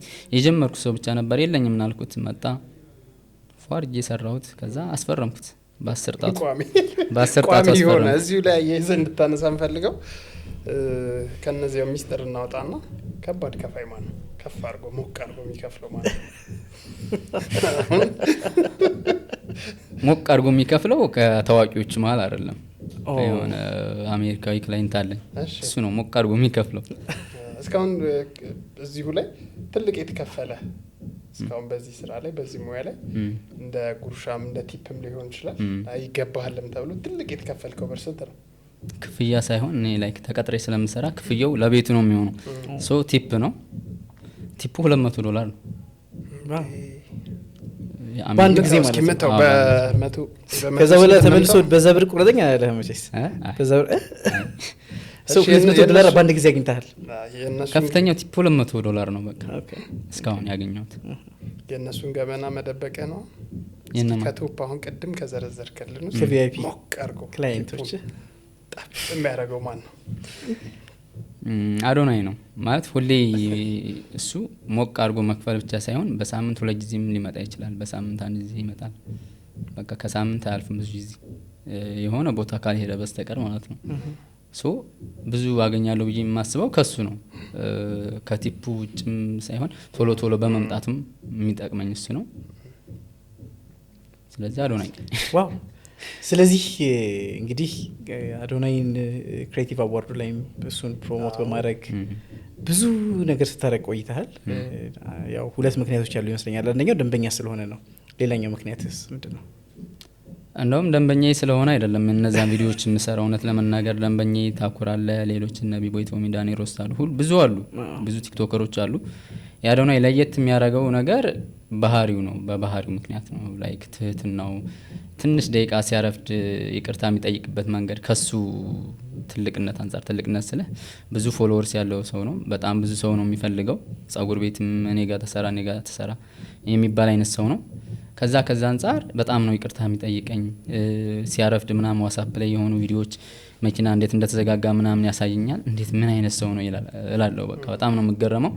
እና ሲያወራኝ ምናምን ነገር ሰዎችን መርዳት እንደሚፈልግ ነው። ሁሌም ገና የመጀመሪያ ቀን ስንገናኝ ቪዲዮ ሁላ ስቲል አለኝ እኔ ጋር ምናምን በቃ አሁን ከዚህ በኋላ ናቲ ብዙ ሰዎችን እንረዳለን፣ ብዙ እናግዛለን፣ አንተ ደግሞ ጸጉር በማስተካከል ታግዛቸዋለህ ምናምን ይል ነበር። ገና ሳይጀምር እነ ዲቻ ቦይስ ምናምን ሳያገኛቸው በፊት ማለት ነው።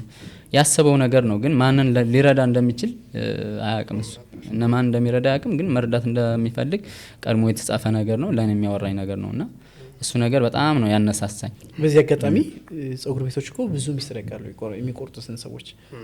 እንግዲህ የአዶናይ ራሱ አንድ ሚስጥር እኮ በጣም እንግዲህ እዚህ የጸጉር ሙያ ላይ ከሚነሱ ነገሮች ውስጥ አንዱ በተለይ የጸጉር ቆራጮች ለደንበኞቻቸው ሚስጥረኞች ናቸው። የልባቸውን ነገር ሄደው ተንፈስ የሚሉት እንደዛ ነው። ስለዚህ ብዙ ሚስጥሮች እንደነ ናቲ ያሉ ባለሙያዎች ጋር አለ። እንግዲህ ይሄ ሚስጥር ነው። ልክ አሁን አዶናይ ለአንተ የልቡን ሲያወራ ምኞቱን እንዲህ ሲያነሳለህ አንተ ጋር ሆኖ ስታየው ምን ተሰማህ? አንተ አሁን ሚስጥር ነው፣ ምኞቱን ፍላጎቱን ነው ሲያወራ የነበረው እና ሆኖ ስታያቸው አሁን ህዝብ እያየው እያደነቀው እያከበረው ሲመጣ አንተ ምን ተሰማህ?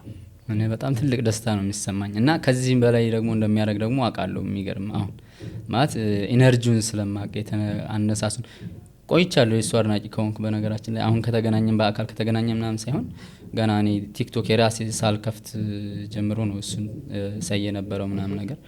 የሆነ ኮሜንት ሁላ መጻፌን እኔ ረስቸዋለሁ። አሁን ስክሪንሻት አድርገው ምናምን ሲያስቀምጡልኝ አስታወስኩት። ገና 800 ፎሎወርስ እያለ ሌትስ ጎ 1 ሚሊዮን ምናምን 800 ሲገባ ሌትስ ጎ 1 ሚሊዮን ምናምን ብዬ ኮሜንት የጻፍኩት ነበርና እሱ ሁሉ ስክሪንሻት አድርገው ሲያመጡት ይሄ ኮሜንት ጽፌ ያውቃለሁ እንዴ? ኮሜንት መጻፌን እርግጠኛ አልነበርኩም፣ ግን ከታተለው ነበር ምናምን ሲመክር ምናምን ገና ካናዳ ያለ ነበር እሱ ሲከታተለው የነበረው። ሶ እዚህ መጥቶ ግን ህልሙን ምናምን ሲነግረኝ ሲያወራኝ ምናምን ነገር እሱን በቃ ማገዝ ነው የምፈልገው በራሴ ተነሳሽነት በራሴ ፍላጎት። አሁን ሰዎች ብዙ ኮሜንቶች በጣም መጥፎ ኮሜንቶች ነው የሚመጡብኝ በነገራችን ላይ ለሱ ቪዲዮ ስሰራ ምናምን፣ ግን እነሱን ቼክ አላረጋቸውም። እኔ የምፈልገውን ነው እያደረኩ ያለሁት። ላይክ ቮት እንዲደረግ ነው ሲሰራለት የነበረው እንጂ ቪዲዮ የማንም ጥላቻ ኑሮብኝ አይደለም። እሱ በአጭር ጊዜ ነው ያችን ስኬት ያመጣት። ብዙ የተተቸ ሰው ነበር እሱ አዶናይ ማለት ነው። ግን ከዛ ወጥቶ አደርገዋለሁኝ። ኢቭን የቲክቶክ ክሬቲቭ አዋርድ አሸናፊ መሆን ትችላለህ በሞቲቬሽናል ዘርፍ አልኩት የሆነ ጊዜ ማለት ነው። ለምን በሞት ቀድመህ ተንብየለት ነበር? አዎ ትሆናለህ ብዬው ነበር። ያን በሚተችበት ታይም ነው እንደዚህ ያልኩት። ምክንያቱም ከዛ በፊት ሲሰራቸው የነበሩት ቪዲዮ ሴቶችን ሲያበረታታ ምናምን ሞቲቬት ሲያደርግ ነው የማውቀው። ስለዚህ በዛ ዘርፍ አንተ ነው የምታሸንፈው። ሰው እንደዛ አይነት ቪዲዮዎችን አሁን መስራት መቀጠል ይኖርብሃል አልኩት። ዋናው ሽልማት ምንድነው ምናምን እሱ ቤስት ኦፍ ቤስት የአመቱ ምርጥ የሚባለውማ መኪና ነው ሽልማቱም። እሱ እንኳን አይመስለኝም ከባድ ነው ምናምን ነገር አልኩት። ማለት በዛ ጊዜ የሱ ስም እንደዛ ስላልነበር ማለት እሷን ነው ማሸነፋት ምናምን ነገር አለ። ከዛ በጣም በአጭር ጊዜ ውስጥ በቃ መስራት ጀመረ። ሰዎችን መርዳት ጀመረ ከራሱ እያወጣ። አሁን አንዳንድ ሰው በሆነ በፕሮሞሽን ነው የሚረዳው አይነት ኮሜንት ምናምን ያለው፣ ግን እኔ ባይኔ ያየሁት የማውቀውም አለ። በቃ ኢቭን ኤቲኤም ምናምን ለመጀመሪያ ጊዜ አሁን ዲቻ ቦይስ እንትን ሲል ከራሱ ኪስ 10 ሺህ ብር አይደል ባንዴ ማውጣት የሚቻለው። እኔ 5 ሺህ ብር አውጥቼለት ምናምን ነገር 5 ሺህ ብር የሸለመበት ጊዜ እና ብዙዎቹ ከራሱ ብር እያወጣ ምናምን ነው እንደዛ መስራት የጀመረው። እና ጥረቱን ሳይ በጣም እየተገረምኩ መጣሁ። እኔም ቪዲዮ መስራት ጀመርኩኝ ቮት እንዲደረግ ምናምን ማለት ነው። ግን በዛ ውስጥ ብዙ ማይሆን ኮሜንቶችን አስተናግጃለሁ። ግን እኔ አልሰማም። እኔ ጥሩን ኮሜንት ነው የምሰማው፣ ወይ ደግሞ እኔ ልብ የሚነግረኝ ብቻ ነው የምከተለው። የሚገነባህን ነው የምትወስደው፣ የሚያፈርስህን አታየውም፣ ጊዜ ማሰጠውም። ይሄ ትልቅ ልምድ ነው አይደል? ሶሻል ሚዲያ እኮ ብዙ ይተቻል። ፖድካስት ተመልካቾች ይወላችሁ ናቲ ፔጅ ላይ ገብታችሁ ማይሆን ነገር ብጽፉ ኤክስ ይደረጋልና ብጽፉ አይሰማችሁ ይጻፉ ከፈለጉ። እሺ እንቀጥል። እንግዲህ ናቲ አሁን እንደው እንደ ቴጅ ፖድካስት አንድ ሰው ይዘንልህ ኢትዮጵያ ውስጥ የምታደንቀው ሰው ጸጉር ስራ ብለን እድል ብንሰጥህ የማንን ጸጉር ብትሰራ ደስ ይላል? የምትወደው የምታደንቀው የምታከብረው ሰው? ቴዲ አፍሮ በቃ ማለት የምፈልገው ኢቭን ከካሜራ ጀርባም ቢሆን ልስራው እሱን በቃ በጣም ነው የማደንቀው ከድሮ ጀምሮ። ቴዲ አፍሮን ብሰራው ነው ከኢትዮጵያ በጣም ደስ የሚለኝ። ምናልባት ወደ እነዚህ እንመለሳለን። እስኪ ዛሬ እሱን እዚህ እንዲያመጣን ምክንያት ወደ ሆነው ቀን እንመለስና ጥር 5 አይሾው ስፒድ ከመጣ ጀምሮ ናቲ በጣም ብዙ ነገር ውስጥ ገብቷል። እውነት ለመናገር እኔን ጨምሮ ብዙዎቻችን ስትሪሙን እያየንም ከስትሪሙን በኋላ ቪዲዮዎችን እየተከታተልን በጣም ስንስቅ ነበር። ከኋላ ያሉ ብዙ ነገሮች እንዳሉ ይሰማኛል። ካለፈን በኋላ ብዙ ነገሮች እንደሚኖሩ አስባለሁና እስኪ ናቲ እንመልስህና ወደዛ ቀን ከጧት ጀምሮ ምን ይመስል ነበር ናቲ ብሎ? አይሾው ስፒድ ከጧት ጀምሮ አይደለም ቆይቻለሁ ከጀመርኩ። በቃ ወደ አፍሪካ ሊመጣ ነው ተባለ። ከዛ ሊስቱን ሳይ ስቶሪ አድርጎ ነበር ኢትዮጵያ ያለችበት። ማግኘት አለብኝ አልኩ። በቃ አይሾው ስፒድን ማግኘት አለብኝ አልኩኝ። ከዛ በቃ እንግሊዘኛ የለም ሰው እንግሊዘኛ ለመማር ምናምን ሙቪ ማየት ጀመርኩ። ሙዚቃም እንግሊዘኛ ምናምን መስማት ጀመርኩ። ብዙ ጊዜ የለኝም፣ ግን ባገኘው ጊዜ ያችን ነው ስለማመድ የነበረው እየሞከርኩ የነበረው። ከዛ ኮንተንት መስራት ጀመርኩ። ኢትዮጵያ ስትመጣ ማግኘት ፈልጋለሁ ምናምን የሚል ቪዲዮዎችን ሰራሁ ምናምን ነገር ብዙ ደክም ያለው። ኢቭን ቪዲዮዬ እሱ ጋር የሱ ካሜራማኑ ጋር ደርሷል። አይሾው ስፒድ ካሜራማን ድረስ የኔ ቪዲዮ ደርሷል። እንደዛ እንዲደርስ ያደረገው ደግሞ አቤል የሚባል አለ። አቤል ማለት ETHIOP የሚል ሙዚቃ ለመስራት ኢትዮጵያ የመጣ አሜሪካዊ ነው። ኤንኤል ቻፓ ካሜራማን ነው። ኤንኤል ቻፓ ማለት ትልቅ ራፐር ነው፣ አሜሪካ ላይ ታዋቂ ራፐር ነው። የሱ ካሜራማን ኢቭን የአይሾው ስፒድ ጋር የሆነ ጊዜ ተገናኝተው ያውቃሉ፣ ጓደኛ ኮንተንት ሰርተው ያውቃሉ። ስለዚህ የአይሾው ስፒድን አንዱን ጓደኛውን እኔ ሰርቸው አውቃለሁ ማለት ይቻላል። እሱ ሰውዬ የኔ ቪዲዮ ሼር አድርጎለታል ካሜራማኑ ጋር ስለሚግባቡ፣ የአይሾው ስፒድ ካሜራማን ጋር ስለሚግባቡ የኔን ቪዲዮ አድርሶለታል ምናምን። አሁን በጣም ቢዚ ነን፣ ሁኔታውን ለሱ ለማሳወቅ ጊዜ ሊኖርም ላይኖርም ይችላል። አሳውቀዋለሁ፣ የሚሆነውን እናያለን ነው ያለው። ስለዚህ ቀደም ተብሎ የተጀመረ ቀደም ብዬ ነው የተዘጋጀሁት። አዎ ምናልባት አንተ አንድ እንዲያጫውተን ከመፈልገው ውስጥ ብዙ ቪዲዮ ሲለቅ ነበረ። ቅድም እሱም እንዳለው ስትመጣ እኔ ቆርጣለሁ ሲል ነበር ምናምን።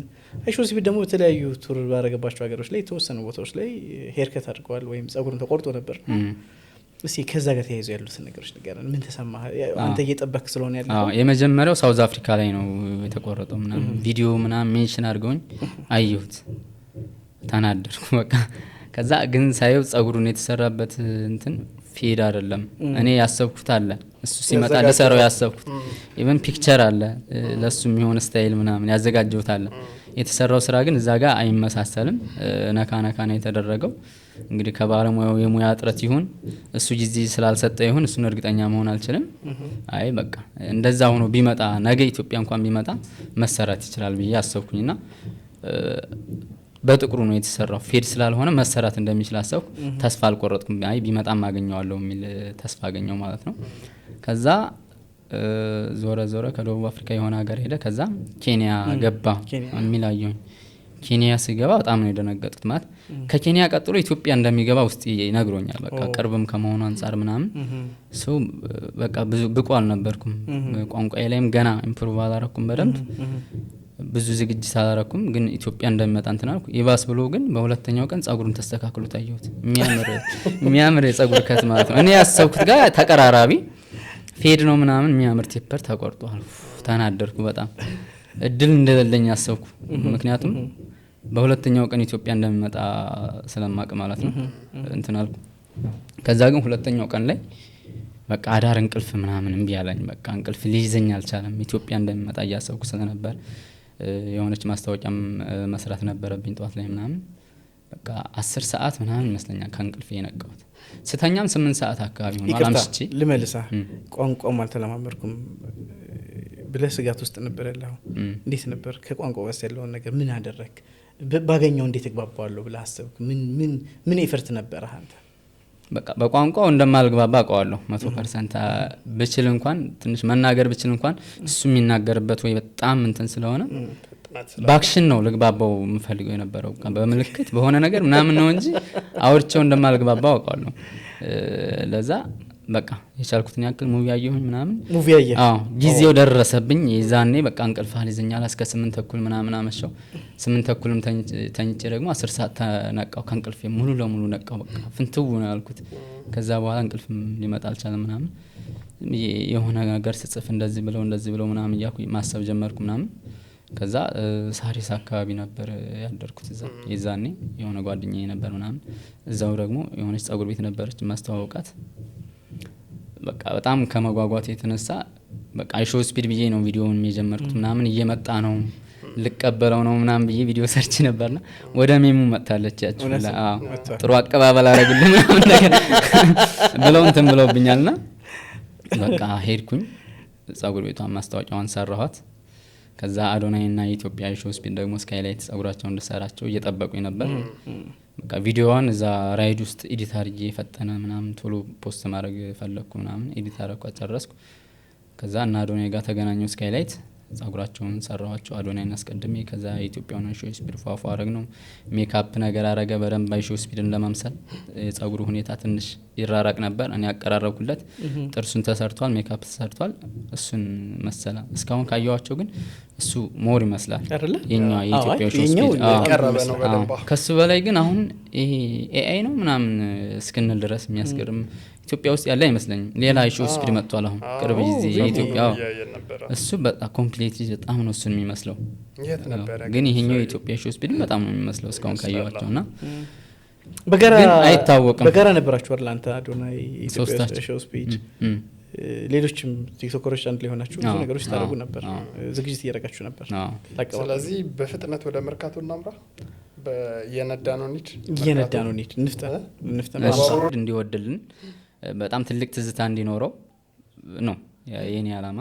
ኢትዮጵያ በደንብ እንትን እንደልን ነበርና እንደዛ ብዬ ቪዲዮ ሰራው ምናምን። ስለዚህ ስለ ኢትዮጵያ እንደው የሆነች ሚሞሪ ለመስጠት ነው ያ ሁላ ነገር ያለፈው ነው። ምንም ጥያቄ የለውም። የኔም አስተዋጽኦ አለው። አሁን ኢትዮጵያ ላይ ስላሳካው ነገር አይሾ ስፒድ ሪከርድ ሰብሯል። ብዙ ተከታዮችን አግኝቷል። ከ400 ሺህ በላይ ሰብስክራይብ ያገኘው ኢትዮጵያ ላይ ነው። ከዛ በኋላ ግን አይ ቲንክ ሞሮኮ ላይ ምናምን ትንሽ ሳይሰበር አይቀርም ሰብስክራይቡ። ቪው ምናምንም ሞሮኮ እስከሚገባ ድረስ የኢትዮጵያ ነው። እሱ ለዛ ነገር የኔም አስተዋጽኦ አለበት። አንዱ እኔ ነኝ መሆኑና ግን ያኔ የት እንደሚያርፍ አይታወቅም። አይሾ ስፒድ ምናምን እና አዶናይ ጋር ነበርኩ። መኪናው ግን ሙሉ ነበር፣ ቦታ አልነበር። ማሪያ ያለች የኢትዮጵያ አይሾ ስፒድ አለ። እነሱ በደንብ የማግኘት እድላቸው ሰፋ ያለ ነው። እኔ አንደኛ ጸጉሩን ስለተስተካከለ ምናምን ያለማግኘት እድል አለኝ። ግን ቢሆንም በቃ ስትሪሙ ላይ ይገባለሁ የሚል እንትን ነበረኝ፣ ፕሪንሲፕል ነበረኝ። ከዛ ተለያየን መኪና ላይ። አዶናይ እንደውም እነ ቶሚ ኤዲኤፍ ጋር ምናምን እንዲሄድ ምናምን ነገረኝ። መኪናው ሙሉ ስለነበር ማለት ነው። ግን ሌላ መኪና አገኘው የሙሴ ሰለሞን ጋዜጠኛውና ኃይላ በሚባል ልጅ መሰለኝ የሱ ጓደኛ። ቴጅ ፖድካስት ላይ እንገኛለን። እየተከታተላችሁን ስለሆነ እጅግ አድርገን እናመሰግናለን። መርካቶ ነን። መርካቶ ላይ የተከሰቱ ክስተቶችን አየት እያደረግን ነው። ምናልባት የዛን ቀን ካስተዋልኩት አንድ ነገር ያው ሁሉም ሰው ስራ ነው የወጣው።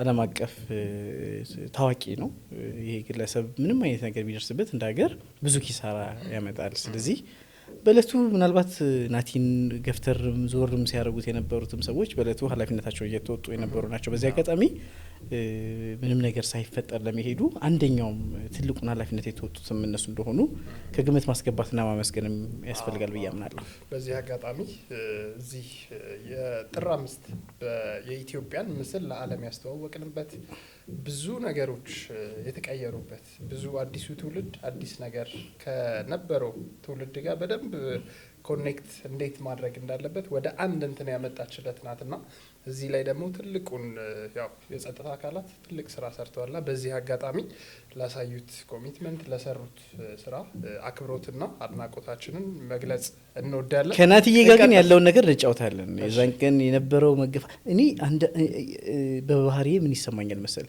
ልክ ስወድቅ እየወደኩ አስባለሁ። አገጥመህ ሰው አየኝ አላየኝ ብዙ ነገር አስባታቀም እንደሱ አስባለሁ። እኔ አላቅም ብዙ ሰዎች እንደዛ የሚሰማቸው ይመስለኛል። እና ናቲ እንግዲህ መቼስ ይሄን ገመቱ አልወጣም። ይሄ ልጅ በተቻለ መጠን ጸጉር ቆርጦ ውለታ መዋል ነው የፈለገው። ሌላው ቀርቶ ምን አይነት ጸጉር ስታይል እንኳን እንደሚቆርጠው አዘጋጅቷል።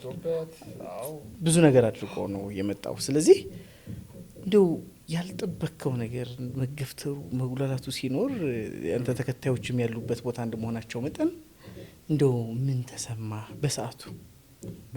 እኔ አይሾ ስፒድ ማግኘት ብቻ ስለሆነ እንትኔ ስወርቅ ብዙ ጊዜ ስወርቅ እኮ ደም ቼክ አላረኩም። ላይክ አሁን ሪፐብሊካኖቹ አያውቁኝም። አይ ቲንክ የኔን ፊት ምናምን ወይ ቲክቶክ ላይ ምናምን በደንብ ላያውቁት ይችላሉና ላጠቃው መስሏቸው ነው። በእርግጠኝነት የሆነ ነገር ላደርግ መስሏቸው ነው። እኔ በእነሱም አልፈርድም። እኔ ስሜታዊም ስለሆንኩ ምናምን ቅርቤ ስለነበር በቅርቡ ይዤው እንትን ብዬው የሆነ ፊክስ አደርጋለሁ ብዬ ነው እንጂ ቦታው መርካቶ ነው። ብዙ በቃ በሌብነትም ምናምን እንደዛ ቦታ ዋር የሆነ ቦታ ነው። እንደዛ ሆኖ ደግሞ የኔ ስታይል ምናምን ትንሽ ለየት ያለ ነው። ለዛ ስለማያውቁኝ የሆነ ነገር ሊያደርግ መስሏቸው ነው እንደዛ እንትን ያሉኝ። ከሱ እንዳልደርስ ነው ያስቆሙኝና በእነሱ መናደድ ምናምን እያሰብኩ አልነበረም። ስወርቅ ደግሞ ደምቻለሁ ተጎድቻለሁ እያሰብኩ አልነበረም። ደህና ነኝ ተነሳው። አሁንም ከፊት ለፊት ቀድሜ እሱን ለማግኘት ፈለግኩ ምናምን። ለሁለተኛ ጊዜ ሞከርኩ። ከዛ ሪፐብሊካኖቹ ለፖሊሶቹ ሰጡኝ ማለት ነው። ውሰዱት ምናምን ነገር አሁን ይዘው ሲሄዱ ይታይ ነበር። ፖሊሶቹ በኃይል ምናምን ነገር በቃ የሆነ ነገር ማጠቃ ነው የመሰላቸው እስካላስረዳቸው ድረስ። ግን እኔ እየተናገርኩ ነበር። እኔ ጸጉር አስተካካኝ ጸጉር ባለሙያ ነኝ እኮ ለሌላ ነገር አይደለም ምናምን እያልኩ የሚያሳዝን ፊት እያሳየኋቸው ነበር። ማለት አክቲንግ በለው ያ እኔ ምንም ወንጀል እንዳልሰራው አውቀዋለሁ። ፖሊስ ጣቢያ ቢሄድ እንደምንለቀቅ አውቀዋለሁኝ። ግን 24 ሰዓት ይጣራ ምናምን የሚባል ነገር አለ። 24 ሰዓት ይቆይ ቢባል አይሾ ስፒድ ያልፈኛል። ከምንም በላይ እሱ ጉዳይ ነው። አላማዬ እሱን ማግኘት ነውና ሳላገኘው ወይ እሺ ብሎኝ ወይም ቢብሎኝ መልሴን ሳላቅ 24 ሰዓት እንኳን እዛ ቦታ ብቆይ እኔ በ24 ሰዓት ውስጥ ሁሉን ነገር ጨራርሶ ቢመለስ ለኔ በጣም ውድቀት ነበር የሚሆነው። ካሁኑ ይልቅ ያኔ ነበር ውድቀት የሚሆንብኝ። ሰው ለዛ እኔ እኮ ጸጉር ባለሙያ ነኝ፣ ኧረ በእናታችሁ ልቀቁኝ፣ ኧረ በእናታችሁ እኔ ምንም አላደርግም እኮ ይሄው ማሽን ነው ያስኩት ምናምን ነገር እያስረዳው ነበር። ያችን አሳዛኝ ፊትማ የማይሆነ ወይ በቃ እንደዚህ ለስራማ ከሆነ እንልቀቀው ምናምን ብለው የሚለቁኝ መስሎኝ ነው እንጂ እንደማይለቁኝ በቃ ተስፋ በቆርጣ አይሾ ስፒድም ይለፈኝ በቃ ዋጋ የለኝም። 24 ሰዓት ወይ 48 ሰዓት ቆይቼ እለቀቃለሁ ወንጀል ስላልሰራው በቃ ይለፈኛ አይሾ ስፒድ ቢብል ኑሮ ጀንተል ብዬ በቃ አይ ምንም እኮ አላጠፋው ምንድነው እናንተ እንደዚህ የምታረጉት ምናምን ብዬ ልናገራቸው እችላለሁ። ግን ያችን አሳዛኝ ለመሆን በቃ ሰውነቴን ሁላ ስራ አርጌ ኧረ በእናታችሁ ልቀቁኝ፣ እኔ እኮ ጸጉር ባለሙያ ነኝ፣ እኔ በቃ እሱን ጸጉር እንድሰራው እንጂ ፈልገው ሌላ አላማ የለኝም ምናምን ነገር አልኳቸው። ና ዝም ብለህ እያሉ ወሰዱኝ። ያቁኛል ግን ፖሊሶቹ ማለት ነው ያቁኛል። እንዴ አንተ አዶናይን ጸጉር የምታስተካክለው አይደል? አንተ ቲክቶከሮች የምታስተካክለው ጎበዝ ቲክቶከር አይደል? ለምን እንደዚህ ያደረክ ምናምን ነገር አሉ።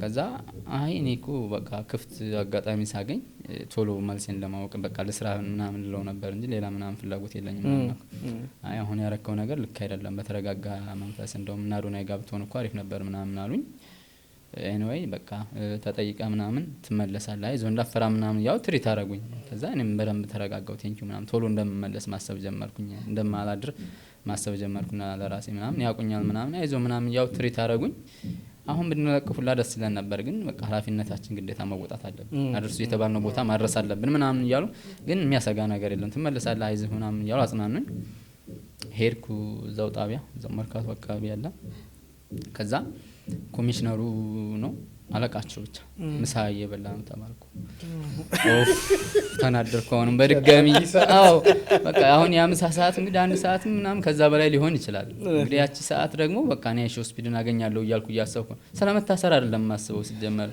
አይሾ ስፒድ እንዳያልፈኝ ሰዓት እንዴት ልጠቀም ነው ከዛ ምሳ እየበላ ነው ምናምን ተባልኩ በቃ መረጋጋት አልቻልኩም ምናምን እዛ ኢቭን ሲወስዱኝ ምናምን ካቴና ምናምን ጠይቀው ነበር ሁሉም ካቴና ያለያዘም የት ሊያመልጠን ምናምን የት ሊያመልጠን ምናምን ነገር አሁን እንደዛ ኮምሽሽ ምናምን ስላልኩላቸው ምናምን እኔም ማምለጥ አልፈልግም እውነት ለመናገር ማምለጥ የማልፈልገው ለምን ነው ታውቃለህ ማምለጥ አልችልም እነሱን እንኳን ባመልጣቸው የሆነ ሰው ይዞ ምናምን ቢሰጣኝ በቃ ነገሩን አበላሽው አይሾ ስፒድን አላገኘውም ምክንያቱም ማምለጥም አልፈልግም አንድ ከኔ ያነሰ ሰው እንኳን ቢይዘኝ እሺ ብዬ ከተባለ የሚገርም ነገር ቢያመልጥ እንኳን የሚያሳስበው የሆነ ሰው ሰጥቶት ከዛን አበላሽው ብሎ የአይሾ ስፒድ ጉዳይ እንጂ በተሰሩ ጉዳይ አይደለም ከዛ ምሳ እየበላ ነው ተባልኩ ምናምን ከዛ የቀረጽኳቸው ቪዲዮዎች ዝምዬ መጠበቅ ጀመር የቀረጽኳቸው ቪዲዮዎች ትዛሉ ካሜራማኔን ያዝልኝ ብየው ነበርና ካሜራማኔን ሳይው ተከትሎኛል ምናምን ቴንኪው ናና አልኩት እሱ ፖስት ማድረግ ፈርቶ ነበር ያችን ሞመንታው ምናምን ከዛ አምጣው ምናምን ነገር አልኩት ፈቅደውልኝ ነበር ስልክ እንድጠቀም ምናምን ሁኔታውን ስላስረዳዋቸው ፖሊሶቹ አንደርስታንድ አድርገውኛል ቶሎ ፖስት አረኳት ያችን ቪዲዮ ከዛ ቫይራል እንደምትወጣ ምናምን አስቤዋለሁ ምናምን በዚህ ደረጃ ባልጠብቅም ከዛ ፖስት አረኩት እንት እንደታየ ምናምን ቼክ አላረኩም ቆይቶ 1 ሰዓት ምናምን ቆይቶ መጣ ኮሚሽነሩ ከዛ ጠይቀኝ ምን አድርገህ ነው እስቲ ናስቲ ምናምን ነገር አለ አይ እኔ ምንም አላደረኩም በዛ ሰዓት የት ነበር አይሾ ስፒድ ብዙ ቦታዎች ሄደን አይሾ ስፒድ በዛ ሰዓት ፒያሳ እያየሁት ነው አንዳንድ በመሃል ገባ ወጣ እያልኩ ዩቲዩብ ላይ እያየሁት ነው የት እንዳለ ፒያሳ ገባ ከአድዋ ሙዚየም በፊት እዛው መርካቶ ብዙ አዳራሽ ውስጥ ገብቶ ስካርቮን ገዝቶ ቲሸርት ብዙ ነገር ጨርሶ ከዛ እንግዲህ ጉብኝትም አድርጎ ነበር በተለይ በአድዋ ሙዚየም ላይ በጣም ስለ ኢትዮጵያ በተለይ የአድዋ ታሪክ ላይ የተሰሩትን ነገሮች ኢቭን በባዶ እግሩ እንዲገባ ተደርጎ ጎብኝቶ የተሰሩ ስራዎችን ሁሉ ያደነቀ ቆየና ከዛ ደግሞ ወደ አራዳ ፓርክ አምርተው ነበር ይሄ ሁሉ አራዳ ፓርክ ድረስ አልነበርክም አልነበርኩም ማለፈኛ በዛው ሰርቪስቱኝ ከዛ መጣ ምንድነው ምን አድርገህ ምን አጥፍተህ ነው የመጣው ምናምን አለኝ አይ ምንም አላጠፋሁም እኔ ጸጉር ባለሙያ ነኝ እና ከዚህ በፊት አይሾ ስፒድ ወደ አፍሪካ ሲመጣ who is the best barber in Africa ምናምን ብሎ ጠይቆ ነበርና እኔ ደግሞ am the best barber in Ethiopia ብያለሁኝ ሰው ላሳየው ስለፈለኩ ይሄ ያስኩት ማሽን ነው አልኩኝ አሳየውት ማሽኑን ቼክ አረጋ መቼ ነው እንደዛ ይጠየቀው አለኝ ጠይቋል ምናምን አምጣ ማስረጃ አለኝ ቪዲዮ ነበር ቪዲዮውን አሳየውት ምናምን ከዛ ኦኬ ለምን አመጣችሁት ይሄ ሁሉ አስፈልግም ነበር በርግጥ እንደዛ ከሆነ አላማው ምናምን አላ አይ ለዚህ ለምን አቆያችሁኝ አይነት ነገር ነው ደግሞ በቃ እንደዚህ መጨረሻው እንደዛ እንደሚሆን አቀ ነበር የተለየ ነገር ሳላደርኩ ሶ በቃ ስልኩን ምናምን ስሙን ጻፉና ለቃቁት ተባልኩ ለቃቁኝ ቶሎ ራይድ ጂ ዩቲዩብ ገባው አየሁት ዩቲዩብ ቼክ ሳረግ ሳይንስ ሙዚየም እየገባ ነው ከዛ በራይድ ሄድኩ ወራዚ ከወዲያው በቃ እንደተለቀቀ ሩጫህን እኔ አንድ ቪዲዮ ነበርና ከዛ እንደተለቀቀ ከጣቢያ ምን አይነት ፍጥነት ራይድ ውስጥ ባስ ሁሉ ይዘህ ኮንትራት የምትሄድ ነው ይመስለኝ ምንም ይሁን ክፍት የሆነ ነገር እንደዛ እንዲያደርሰኝ ለምን እንትን ላዳ ይሆን አልጠብቅም ራይድ አዝጄ እስከሚመጣ ምናምን ትግስት የለኝም ብቻ ፍሪ የሆነ እንትን ግን ራይድ ነው ያገኘሁት ሳይንስ ሙዚየም ወሰደኝ አልኩት የሳይንስ ሙዚየም ቆይታ ይሄን ይመስል ነበር እና እንዴት አድርገህ ገባ አሁን በራይድ ይዘህ ደረስክ በር ላይ በጣም ብዙ ሰው ነበረ መግባት የሚፈልግ ሰው እንዴት አድርገህ ገባ ያው ፍላጎትህ መቼስ በጣም ጣሪያ የነካ ስለነበር ብዙ ሙከራዎችን እያደረክን ያለው ሳይንስ ሙዚየም ጋር ራይዱ አደረሰኝ ደርሼ እንደወረድኩ ተዘግቷል ምናምን መግባት አይቻልም ተብሎ ከውጭ ብዙ ተመልካች አለ ከአጥር ውጭ ሆኖ እያዩ የነበረው የኢትዮጵያዊ ሾው ስፒድ እና የዚምባብዌውን ሊያወዳደራቸው ምናምን ዝግጅት እያደረጉ ነው እና ከዛ መግባት አይቻልም ተብሏል። ከዛ እኔ ልክ ግን ከራይዱ እንደወረድኩ ምናምን እንደ ናቲ የአዶናይ ጓደኛ ናቲ ምናምን ማለት ጀመሩ ልጆች ምናምን። ከዛ እየሄድኩ ፎቶ ምናምን ቪዲዮ ምናምን ይሉኛል ልጆች። እሺ ምናምን ብዬ ፎቶ ምናምን ፈቀድኩ። ለአንዱ ስፈቅድ እየበዙ መጡ። ኧረ በእናታቸው አንዴ ቶሎ ልግባ እያለፈኝ ነው ምናምን ነገር አልኳቸው።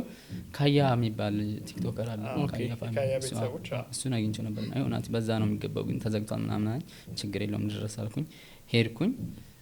ልክ ስደርስ ተዘግቷል መግባት አይቻልም። መግቢያ 400 ብር መግቢያም አለ ግን አሁን በቃ መክፈል ብትችሉም አገቡ ምናምን ነገር ተባለ። አረ እኔ ጓደኞቼ ውስጥ አሉ በእናትህ አስገባኝ ምናምን ነገር አልኩት። ከዛ ሁሉም ከጀርባ የነበሩት አረ ናቲን አስገቡት ናቲ ይግባ አሉልኝ። ና እሺ ግባ አለኝና ሳባ አድርጎ አስገባኝ። ዘጋው። ካሜራማንን አስገባልኝ። ኖ አንተም እንዳትመለሳት አለ። በቃሽ ካሜራማኑ ይቅር አልኩኝና 400 ብር ካሽ እጄ ላይ ይዣለሁኝ መቁረጫ ቲኬት ማለት ነው። ከዛ አንዱ ሂድ በቃ ብሎ ገፋኝ። አንዱ ሴኩሪቲ ማለት ነው። እሺ ብዬ ራን ሳረግ ከዛ ቆይ የሚል ድምጽ ሰማለሁ። ልቤ እዛ ነው ድምጹ የሆነ እየሰማሁት ነው። ፍጥነቴን ቀነስኩት ምናምን ነገር። ከዛ መጥቶ ያዝ አደረገኝ። ምንድነው መግቢያ ሳትቆርጥ ነው እንደምትገባው? ይሄው እጄ ላይ ይዤ እንዴ ምንድነው ግባ ብላችሁኝ አይደል እንዳያመልጠኝ እኮ ነው ምናምን እና እዚህ ክፈልና ሄድ ማለት ምናምን ሳትያስገቡ ምናምን ነገር። የዛን ጊዜ ወደ ኋላ ቲኬት ሊያስቆርጥህ ነው? ቲኬት ለመቁረጥ እኮ ነው ሌላ ነገር አይገርም። አሁን ዘጋ እኔ መሰለኝ ድጋሚ ሄድ ማቆያ ወሰዱት ነበር ያልኩት። አይደለም ይግባ ማለት ወደ ሙዚየሙ ወደ ናይት ሾው ስፒድ ነው ይግባ የሚባለው እንጂ ወደ እስር ቤት ይግባ አይደለም። ሜመሮቹ አቅጣጫ ነው ወደዛ የወሰዱት። ሰው እንዳያልፈኝ ስሮጥ ትኬቱን አልቆረጥኩትም ነበር። ብሩም እጄ ላይ ነው እና ቆርጠህ ሂዳ ላይ እሺ ቆረጥኩ። አሁንም እየሮጥኩ ሄድኩ። ገባሁ ደረስኩ። ስደርስ በቃ እያዘጋጃቸው ነው እንዲሮጡ ምናምን ነገር። ከዛ እኔ ተረጋግቼ ያንኛው ሞመንት እዚህኛው ላይ መርገም አልፈለኩም። በዛኛው አልተሳካልኝና ሌላ መንገድ ነው እየፈለኩ የነበረው። ኮንተንት መስራት ጀመርኩ። ራሴን ሰልፊ አንስቼ ቪዲዮ ፖስት አደረኩ። በጣም ነው እየታየልኝ። በሚሊዮን ነው 4 ሚሊዮን ሁላ የታየልኝ ቪዲዮ አለ እዛ የቀራረጽኳቸው ቪዲዮ። አየህ ያንን ዋጋ ከፍሎ ግን ሌላ ነገር ደግሞ ፖስት አድርጓል። ከዛ በቃ ውድድሩ አለቀ። ካለቀ በኋላ ሙዚየም ውስጥ መግባት ነበረባቸው። ሙዚየም ውስጥ ሲገቡ ሾው ስፒድ ገባ። የኢትዮጵያ ሾው ስፒድ ገብቷል። ማርያን ደግሞ እየተባበሯት ነበር። በደንብ ላንጉጅ ላይም ጎበዝ ስለሆነች ምናምን የሆኑ ሰዎች የሚያዘጋጁ ሰዎች እያገዟት ነው። አስገቧት። አዶናይ ሁላ ሳይገባ አትገባም ምናምን ብለው አግደውት ነበር። ከዛ እንዴ አዶናይ እኮ እያስተረጎመ ነው አስገቡት እንጂ ምናምን ተብሎ ነው አዶናይ ራሱ የገባ። አዶናይ ገባ። ከዛ እኔ ቀረው ልገባ ስል በቃ ጋርዱ የሆነ ሰፋ ያለ ጋርድ አለ። የነሱ ይሁን እርግጠኛ አይደለሁም። የነሱ የኛ ግን የነሱ ይመስለኛል። ሌሎቹን እያየ እኔ ያላየኝ መስሎኝ ሹልክ ብዬ ልገባ ስል አይቶኛል ምናምን በደንብ ገፋ አድርጎ ጨመረኝ። አልወደኩም። ሰዎቹ ጋር ጨመረኝ ምናምን አረ ይግባ ይላሉ። ከዛ ከኋላ ያሉኝ ደግሞ ይግባ እያሉ ይገፉኛል።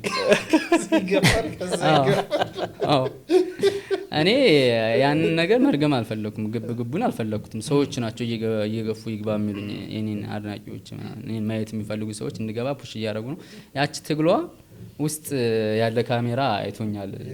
የሱ ማሪያ ጋር ምናምን እንትን እያለ ወዳደሩ በመሀል ከውስጥ ከመስታወቱ ስር ይታያል። ተፈልጎ ነው የተገኘው። አዎ በጣም ያስቃል። ኢቭን ሜሙ በጣም ብዙ ሜም አይቻለሁ። አዳዲስ ሜመሮች በእኔ ፈምሰዋል። የሆነ ልጅ አለ እንደውም 2.3 ሚሊዮን የታየላቸው አሉ። አዳዲስ ናቸው ገና 10 ምናምን 20 ምናምን ፎሎወር ያላቸው ናቸው። ያ ማለት በእኔ ቪዲዮ የመጣ ነው ማለት ያ ሁሉ ቪው ሲታይ ማለት ነው። እና በጣም ያዝናናኝ ሜምም ያ ነው። በቃ ጌታን እሱ ነው በቃ ጸጉር ብቻ የሚታየው በጸጉሬ ስለሆነ ፊቴ ብዙም ስለማይታይ በቃ ናቲ ነው አይደለም በቃ አያጠራጥርም። ኦብቪየስሊ ጸጉሬ እንትን ስለሚና ጌታን እሱ ነው ምናምን የምትል ሜም አለችና በቃ በጣም ደጋግሜ የሳኩባት ሜም እሷ ነበረች። ያ ግብግብ የነበረው ከኋላ ያሉት ሰዎች ይግባ እያሉ ነው። ከፊት ደግሞ ተዘግቷል መግባት አይቻልም ተብሎ እኔ ግብግቡን ፈልጌ ሳይሆን ከኋላ ያሉት ሰዎች እየገፉኝ የተቀረጸች ሲናች ማለት ነው። ከዛ ምን ተፈጠረ? እሱ እዛ ያለውን ሰሩ ቪዲዮ ጨረሱ ምናምን። እኔ ስቲል በሩ ላይ ነኝ። ብዙ ሰዎች እንደውም ተስፋ ቆርጠው ተመልሰዋል ምናምን ሄደዋል። እኔ በሩ ላይ ጠበቅኩ ምናምን እስከሚወጣ ድረስ። ሲወጣ ፊት ለፊት ነው የመጣው። ብዙ እንትን አልነበረብኝም። ፊት ለፊት ሄድኩኝና እኔ አም ዘ ቤስት ባርበር በቃ ንግግሬ እንኳን አያስጨርስም እንትን አም ዘ ቤስት ባርበር ብሮ ምናምን እያልኩት እዛው ላይ አዶናይ ደግሞ ከሾው ስፒድ ጎን ነው ብሮ ሂ ዘ ቤስት ባርበር ኢን ዘ ወርልድ ምናምን እየነገረው ነበር። ከዛ የሱ ጋርዶች የሾው ስፒድ ጋርዶች ዊ ዶንት ኒድ ሄርከት አሉ ገፋረ በቃ አለቀ። እዛ የኔ እንትን የኔ ትግል እዛ ላይ አለቀ። ፍላጎቴም እሱ ነው። ወይ እሺ ብሎኝ ጸጉሩን ሰራዋለሁ ወይ ደግሞ እምቢ ብሎኝ ወደ ቤት ይገባለሁ ነው። ከዛ በኋላ ፎቶም ለመነሳት ምንም ጥረት አላደረኩም። በቃ እዛች አለቀች። ግን ታርጌቴን አሳክቻለሁ። አም ዘ ቤስት ባርበር አልኩት። እሱ ደግሞ ጸጉር አስተካካይ አንፈልግም ማለት እንደማይፈልጉም ደግሞ ቀድሜ ያውቀዋለሁ። ከሁለት ቀን በፊት ጸጉሩን የተስተካከለ ሰው ዛሬ ጸጉሩን ላስተካከለ ብለው ሊስተካከል እንደማይችል አውቀዋለሁ። ሶ ምን የምፈልገው ያችን ነው በቃ ስትሪሙ ላይ መግባት ይችን መልስ ማግኘት ነበር። እዛ ላይ ተፈጸመ። የኔ አይሾ ስፒድን የማግኘት ግብ ግን ከዛ በኋላም አሉ ሌሎች ነገሮች የተፈጠሩ አሉ። እነሱ ነራ ከዛ አለቀ። ወደ መስቀል አደባባይ ነው የሚሄደው። ወደ መስቀል አደባባይ ሲል ደግሞ እኔ ጋር የነበሩ ሰዎች በደንብ እዛ እንዲያስገቡ ፍቃድ ያላቸው ሰዎች ምናምን ነበሩ። አጋጣሚ እነሱ ጋር ገባው። በስም ስለማላቃቸው ነው ገባው። መስቀል አደባባይ በደንብ ገባው ምናምን እና አዶናይ ጋር ተገናኘው። እዛ በደንብ ኢንጆይ እያደረግን ነበር። የአዶናይ ፋኖች የኔ የራሴም አሉ ምናምን ናት የአዶናይ ምናምን እያሉ በቃ ደስ የሚል ነገር ሰጡ ምናምን ነገር። ከዛ ቶሚ ፕላስ መድረክ አዘጋጅቶ ነበር ዳንስ ምናምን ሊያስብለው ማለት ነው። ግን እዛ ላይ ብዙ አልቆየም። የሆነ መጥፎ ስሜት ተሰምቶት ነበር መሰለኝ። ግን ከዛ በፊት አዶናይ ደክሞት ምናምን ስለነበር ወደ ቤት እየወጣ ነው ያላወቅኩኝ። እየተከተልኩት ነበር። ከዛ በኋላ በቃ የሆነ ኮንተንት ለመስራት ነው የኔ ፍላጎት እንጂ ለማግኘት ስላልነበር አዶናይን ሲከተው እውነት እኔ እኮ ወደ ቤት እየሄድኩ ነው። በቃ አንተ ቶሚ ኢዲኤፍ ጋር አሁን እኔ ላይሾ ስፒድ ነገር ያለሁኝ ከዚህ በኋላ እንግዲህ ቢሆንም ባይሆንም ችግር የለውም ግን እነሱ ጋር አሁን ምናምን ነገር አይን ተመለስኩኝ እና ቶሚ ኢዲኤፍ ጋር ሆንኩ። ከዛ ወጣ ትንሽ ጨፈረ ደክሞት ወረደ። ከዛ ወደ ሜክሲኮ ወጣ።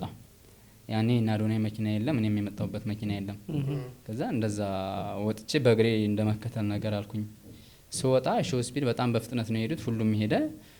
ፋኑ ወጥቷል ወደ ዋናው አስፓልት። ሩጫዎች አሉ ግርግር አለ። ከዛ አይሾ ስፒድ ሲያመልጣቸው ወደ እኔ ደጋፊው ምናምን እንዴ ናቲ አዶናይ ጓደኛ ናቲ እስኪ አንድ ፎቶ አንድ ቪዲዮ ምናምን ነገር እያሉ አስጨነቁኝ። እሺ ችግር የለውም እያልኩ ማሊያ ነበር የለበስኩት። ፎቶ ስነሳ ልብስ ቀየርክ? ልብስ ቀየር ያለው ውስጥ ስገባ መስቀል አደባባይ ስገባ ቢኮዝ በቀይ ማሊያ ይቻላል። ከዛ በፊት ነጭ ሸሚዝ ነበር የራስ ነጭ ሸሚዝ ነበር ቼናል ሸሚዝ ነበር ኖርማል ልብስ ነበር የለበስኩት። ከዛ ማሊያ ለአዶናይ ሰጡት በቃ ስጦታ ብሎ ኦሪጂናል ማሊያ ምናምን አመጡለት። ከዛ ማሊያውን አዶናይ ደግሞ ናቲ ተመሳሰልን ብሎ ለኔ ሰጠኝ ጊፍት።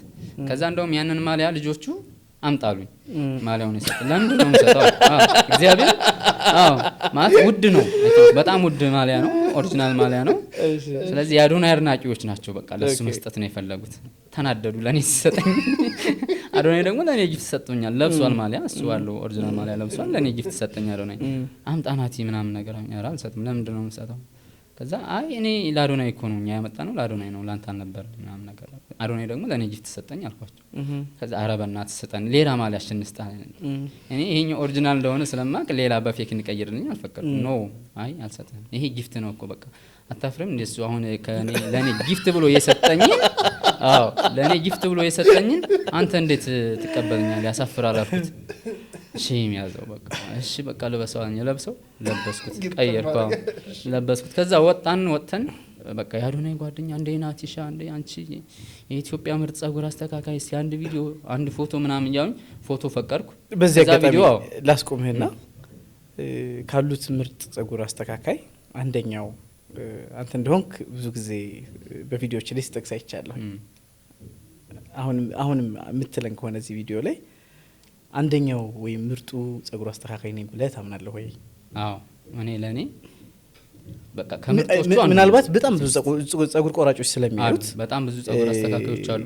ያ ከነሱ አንፃር ምናልባት አሁን በጣም ፕሮፌሽናል ጸጉር አስተካካይ ለመባል መስፈርቶቹ ምንድናቸው? የቱን ስለማዋላህ ነው ይሄን ነኝ ብለህ የምታምነው የሚለውን በዚህ አጋጣሚ ላንተም የስራ መሰል ስራ ላይ ተስማሩትም እኔ እንደዚህ ነኝ ስትል የውድድር መንፈስ እንዳይፈጥር በግልጽ ምን ማለት ነው እኔ ምርጡ አስተካካይ ነኝ ማለት?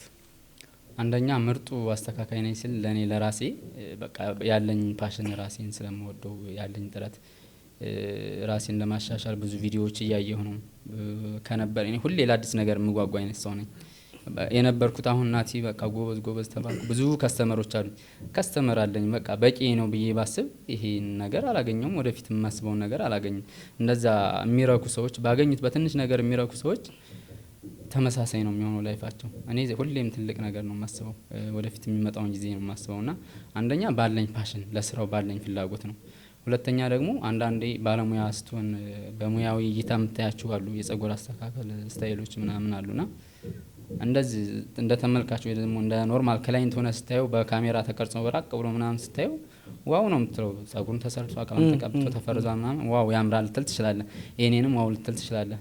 ምንድነው የናቲና የዛ ልጅነት ብለህ ብዙ አታውቀውም ክላይንት ኖርማል ካስተመር ስትሆን። እንደ ባለሙያ ስትሆን ግን የቅርጹ አንግል አለ፣ ጺሙን ገብቷል አልገባም፣ የጸጉሩ እያንዳንዱ ዲቴል ጉዳዮች አሉ እና እኔ እንደ ባለሙያ የራሴን ስራ ሳየው ከሌሎቹ አንጻር ምናልባት በቲክቶክ ራሳቸውን ያላሳዩ በጣም ጎበዝ ባለሙያዎች ሊኖሩ ይችላሉ። እስካላሳዩ ድረስ ግን የእነሱን አንደኝነት እኔ ማመስከር አልችልም፣ አላውቅም። ስለዚህ አንተ ከራስህ አንጻር የምትሰራው ስራ ቆንጆ ስለሆነ ነው ራስህን ምርጥ ብለህ የጠራህ እንጂ ከመስፈርት አኳያ አይደለም። አዎ እና ማረንቃቸው ባለሙያዎችም አሉ ላይክ ለስራቸው ባለው ፓሽን። አሁን ለምሳሌ እስኪ ከመከም የሚባል ልጅ አለ ፒያሳ ከመከም። ኦኬ አዎ ናቲ የሚባል ቅድም የነገርኳቸው የደሴው ልጅ። አዎ እነሱን የማደንቅበት ምክንያት ለስራው ያላቸው ፓሽን ምናምን ከኔ የበለጠ ነው ማለት ይቻላል። ለከስተመር ያላቸው ክብር ምናምን እሱ ነገር በጣም አደንቅላቸዋለሁ ከሙያዊ አንጻር ሳይሆን። ከሙያዊ አንጻር ደግሞ ቶፊቅ የሚባል ልጅ አለ የኔ ጓደኛዬ ነው፣ አብረን ሰርተና ምናምን እሱ የሚሰራቸው ስራዎች በቃ ዋው ያስብሉኛል። ስለዚህ ከጸጉር አስተካካዮች የቶፊቅ አድናቂ ነኝ። እኔ ራሴ ደግሞ ለየት ያለ ኳሊቲ ያለኝ ብዬ የማስበው አሁን በቃ አያምርም የተባለን ነገር አሳምራለሁ። በቃ ሁሌ ብዙ ጊዜ ቪዲዮዎቻችሁን የኔን ቪዲዮ ገብታችሁ ቼክ ብታደርጓቸው እንዴት ነው የምትሉት? የጸጉራቸው ገባ ያላለ መላጣዎች አሉ። ለፕሮግራም ለጊዜያዊም ይሁን ለዘላቂነት በቃ ይሄ ነገር አያምርም የተባለውን ከፊታቸው ቅርጽ ጋር አምጥቼ ምናምን የሚገርም ስራ ነው የምሰራውና ለዛ ይሄ የኔ ኳሊቲ ነው ብዬ አስባለሁ ለኔ ለራሴ። ስለዚህ እኔ ሁላችሁም ለየራሳችሁ ምርጥ ልትሆኑ ትችላላችሁ። እኔ ግን በራሴ ምርጥ ነኝ ነው ከምርጦቹ አንዱ ነኝ በቃ በአጠቃላይ። አሁን ሁሉም ለራሱ ምርጥ መሆን አለበት። በነገራችን ላይ ይሄን ነገር እኔ ያምንበታለሁ። ሁሉም ሰው እኔ አንደኛ ነኝ ቢል አሪፍ ነው፣ ግን ለዛ ነገር መስራት መጣር መቻል አለበት። አንድ ምናልባት ያንተ ቪዲዮ የሚከታተሉ ሰዎች አንዳንዴ ልብስ ሳይለበስ ሲሰራ ምናምን ኮሜንት ያደርጉ ያለሁኝ እና ጸጉር ማስተካከል የሚፈልገው ዲሲፕሊን አለ ወይ? ከሱ አንጻር ይሄ ሲጓደል አንተስ እንደ ባለሙያ ምን ይሰማሃል? ይሄንን የምጠይቅህ ያው ፕሮግራሞችንን የሚታደሙት ባለሙያዎች ናቸው፣ ብዙ የሙያ ዘርፍ ውስጥ ያሉ ናቸውና አንተ ደግሞ እዚህ ውስጥ በሶሻል ሚዲያው በኢንፍሉዌንስ በጸጉር በመቁረጥ ዘርፍ ኢንፍሉዌንስ እየፈጠርክ ያለህ ጎበዝ ሰው ነህ። ስለዚህ እዚህ ውስጥ ለሌሎችም ሰዎች ማስተላለፍ የምትፈልገውም ካለ አብረህ አያይዘህ ምንድነው ዲሲፕሊኖቹ? ምን መሟላት አለበት? አንዳንድ ጊዜ ዝም ብሎ ሰው ጸጉር ይቆረጣል ወይስ የሚፈልገው ኢንቫይሮንመንት አለ? አዎ እሱ እንደየቤቱ ህግ ምናምን ይለያያልና ሁሉም ሰው የቤቱን ህግ ማክበር አለበት ብዬ አስባለሁ ካለባበስ ጀምሮ። እኔ ደግሞ ለእኔ ምቾት የሚሰማኝን ነገር ነው የማደርገው። ብዙ ጊዜ ላይክ አሁን የውጮቹን ነው የማየው። እኔ ከኔ የተሻሉትን ነገር ነው እና የማየው። የውጮቹ ደግሞ በጣም ጎበዝ የሚባሉት ባለሙያዎች ብዙ ከስተመር ያላቸው በጣም ተፈላጊ የሚባሉት ደግሞ በሹራብ የሚሰራሉ፣ በምን የሚሰራሉ። እኔ ደግሞ ለጊዜው እየሰራው ያለሁት ላይክ ሻማ የሆኑ ልብሶች ምናምን የራሴን ልብሶች ነው የምለብሰው። ጸጉሩን እንዳይዝብኝ ብቻ ነው እንጂ የምፈልገው ስለ ሌላ ነገር ምናምን አላስብም። ግን ሹራብም ለብሼ ምናምን ጸጉሩ እንዳይቦን ማድረግ ይቻላል። ውሃ ርጨት ቢደረግ እዛው ላይ ነው ጸጉሩ የሚወርደው፣ ወደ እኔ ጋር የመጠጋት እንትን የለውም ሰው።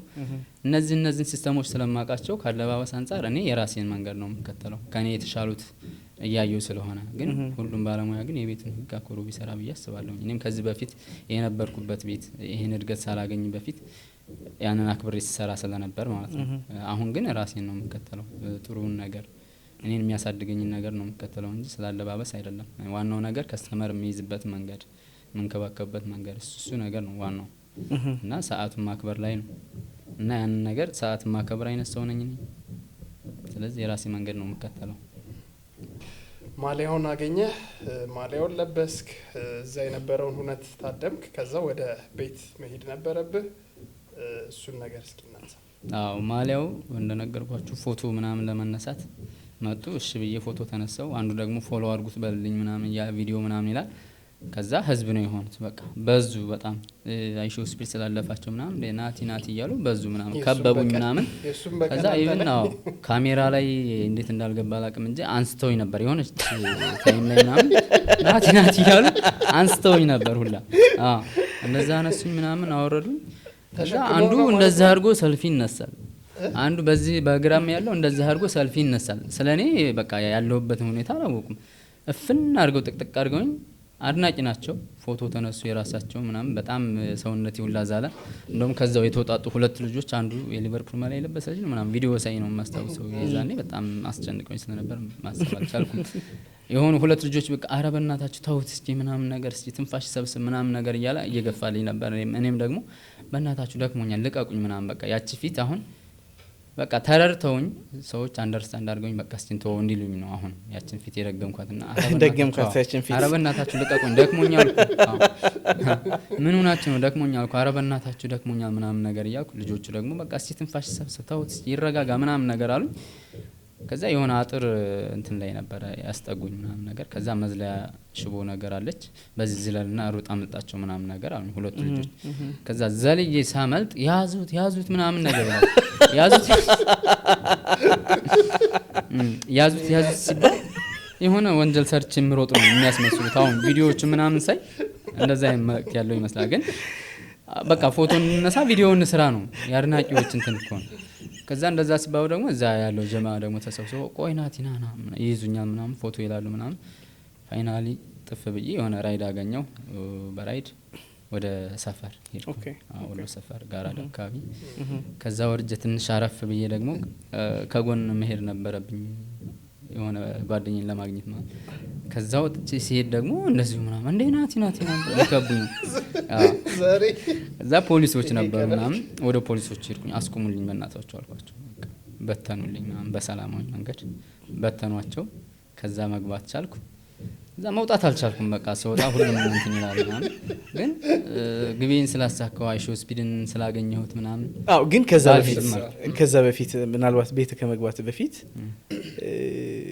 እንደዚህ ከካሜራ ጀርባ ስናወራ ኳስ በጣም እንደምትወድ ነግረኸኝ ነበርና ከኳስ የማን ደጋፊ ነህ? የአርሰናል ደጋፊ ነህ? እንግሊዝ ፕሪሚየር ሊግ ነው በደንብ የማየው። የአርሰናል ደጋፊ ነኝ። አሁን ደስታም ላሊጋ ባርሴሎና።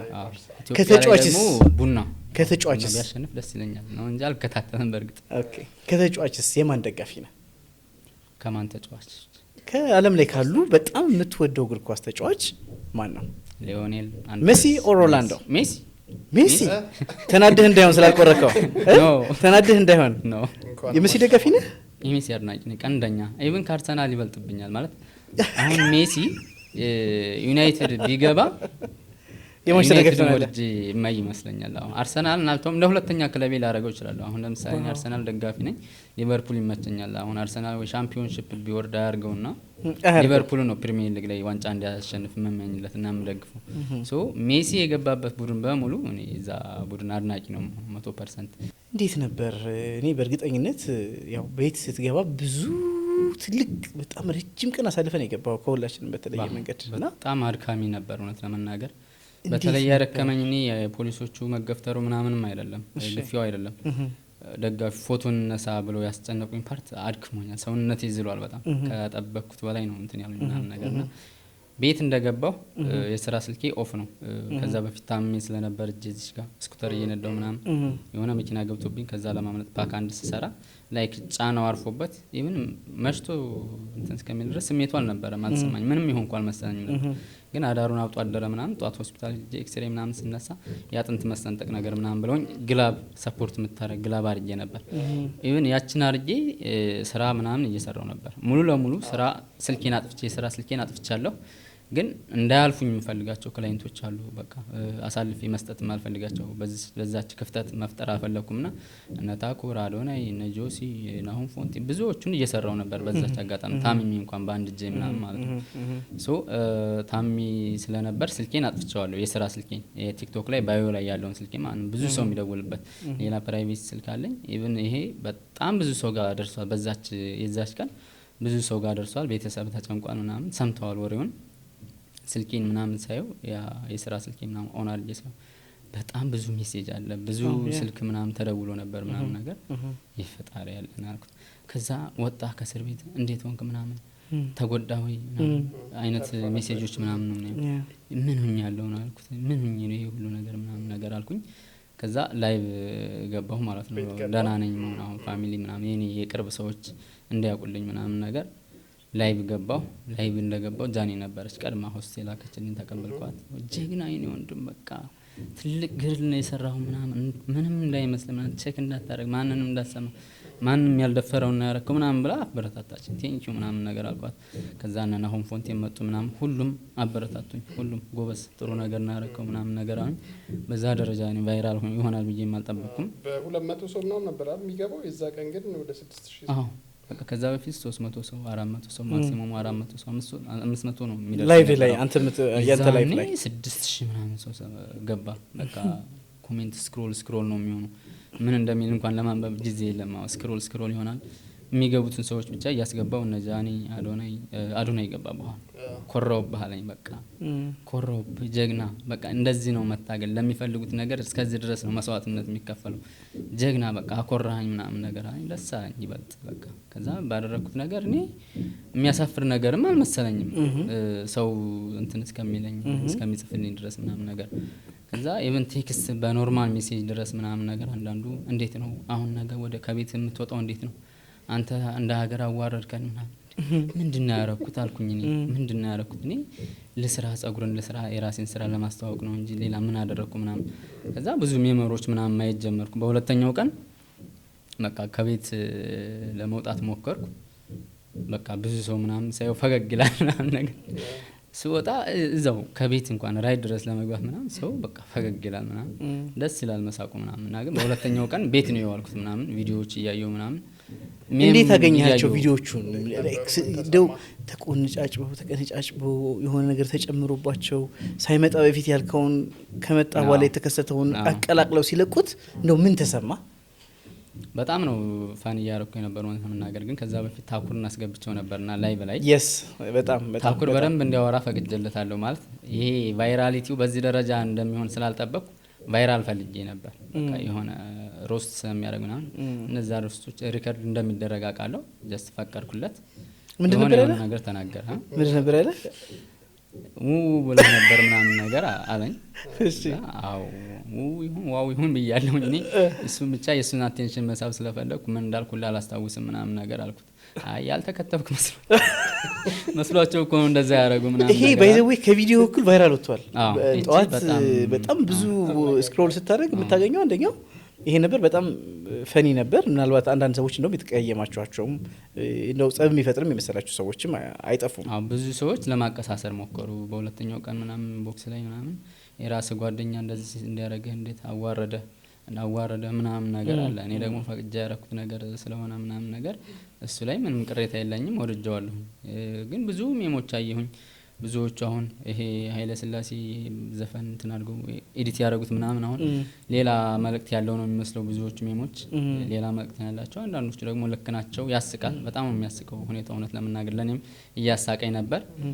አንዲት ልጅ አለ ዩፒት ነው ምናምን የምትባል ልጅ አለች። እሷ ደግሞ በጣም በተደጋጋሚ ነበር ቪዲዮ እየሰራች የነበረው። እንቅልፍ አልይዘኝ አለ ምናምን መተኛት አልቻልኩም እያለች ደጋግማ ቪዲዮ እየሰራች ነበር።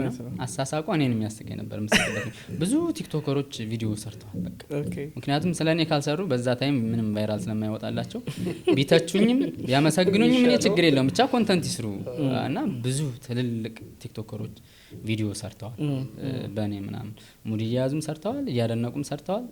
ግን እኔ ማንንም ላይ ቅሬታ የለኝም። ስቲል ግን የዛኔ ዩቲናስ ያሳፍራል አይነት ነገር ምናምን የሚል ነገር ሪከርድ አየሁኝና በጣም በተደጋጋሚ ሜንሽን አደረጉኝ ሰዎች።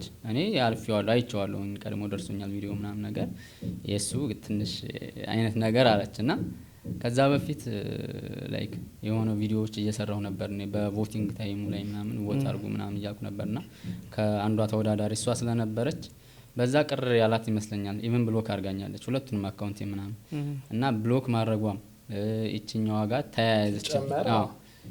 ይሄ አሁን ሁሉም ሰው ቪዲዮ ቢሰራ ቢታቸኝ ምናምን ችግር የለውም አልኳ። ግን እሷ የሆነ ነገር ፖይንት ይዛብኛለች ብዬ ስላሰብኩ ያችን እሷ ላይ እሱ ይደብራል ምናምን አይነት ነገር ስላለች እና ብዙ ሰው ሜንሽን ስላደረገኝ አይ ቪዲዮ ብሰራበት አሪፍ ነው ብዬ አሰብኩ። ጀስት ግን ተቀይሜ ቅር ብሎ ምናምን አይደለም። ባክግራውንዱን ምን አድርገህ ነው በቃ መሰረት አድርገው ከዚህ በፊት የነበረውን ቅራኔ መሰረት አድርገህ ነው እዚህ ጋር የደረሰው። ምንድነው የሆነው? ብዙ ሰዎች ሜንሽን አደረጉኝ። ዩቲናስ ምን አድርጋት ነው ምናምን እችንት ምናምን እያሉ እኔ ወዳጅ የሆኑት እሷን እንደ ጠላት አይነት ቪዲዮዎች ምናምን ስራ አይነት እየጋበዙኝ ኢንቫይት እያደረጉኝ ነው።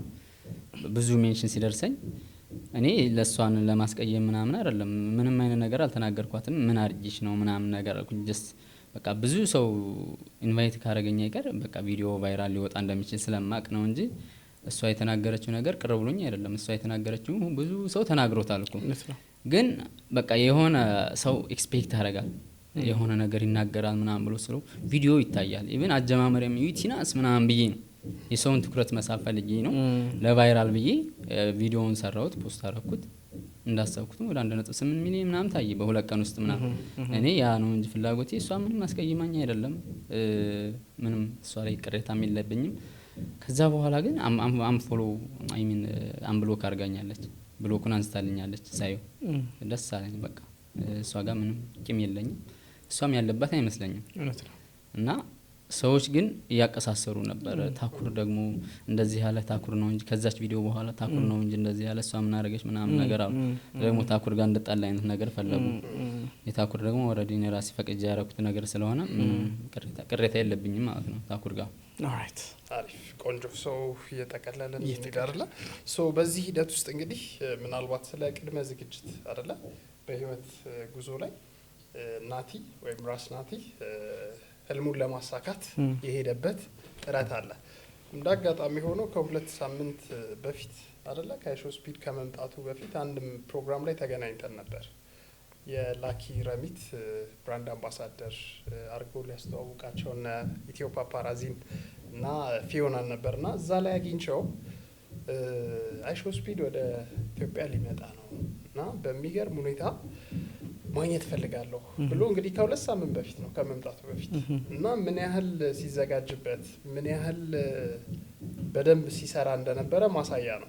ህልምን ለመኖር ፍላጎትን ለማሳካት እንዲህ አሁን ናቲ ብዙዎቻችን ጋር በዚህኛው መልኩ መጣና ግን ከጀርባ የነበረውን ድካም ብዙዎች በደንብ ሪኮግናይዝ ማድረግ አለብን ብለን እናስባለን። ቅድመ ዝግጅት ላይ እሱ ላይ ትንሽ ነገሮች እንጨምር። ምንድነው ያው የህልም ትልቅና ትንሽ በባለቤቱ ነው የሚወሰነው።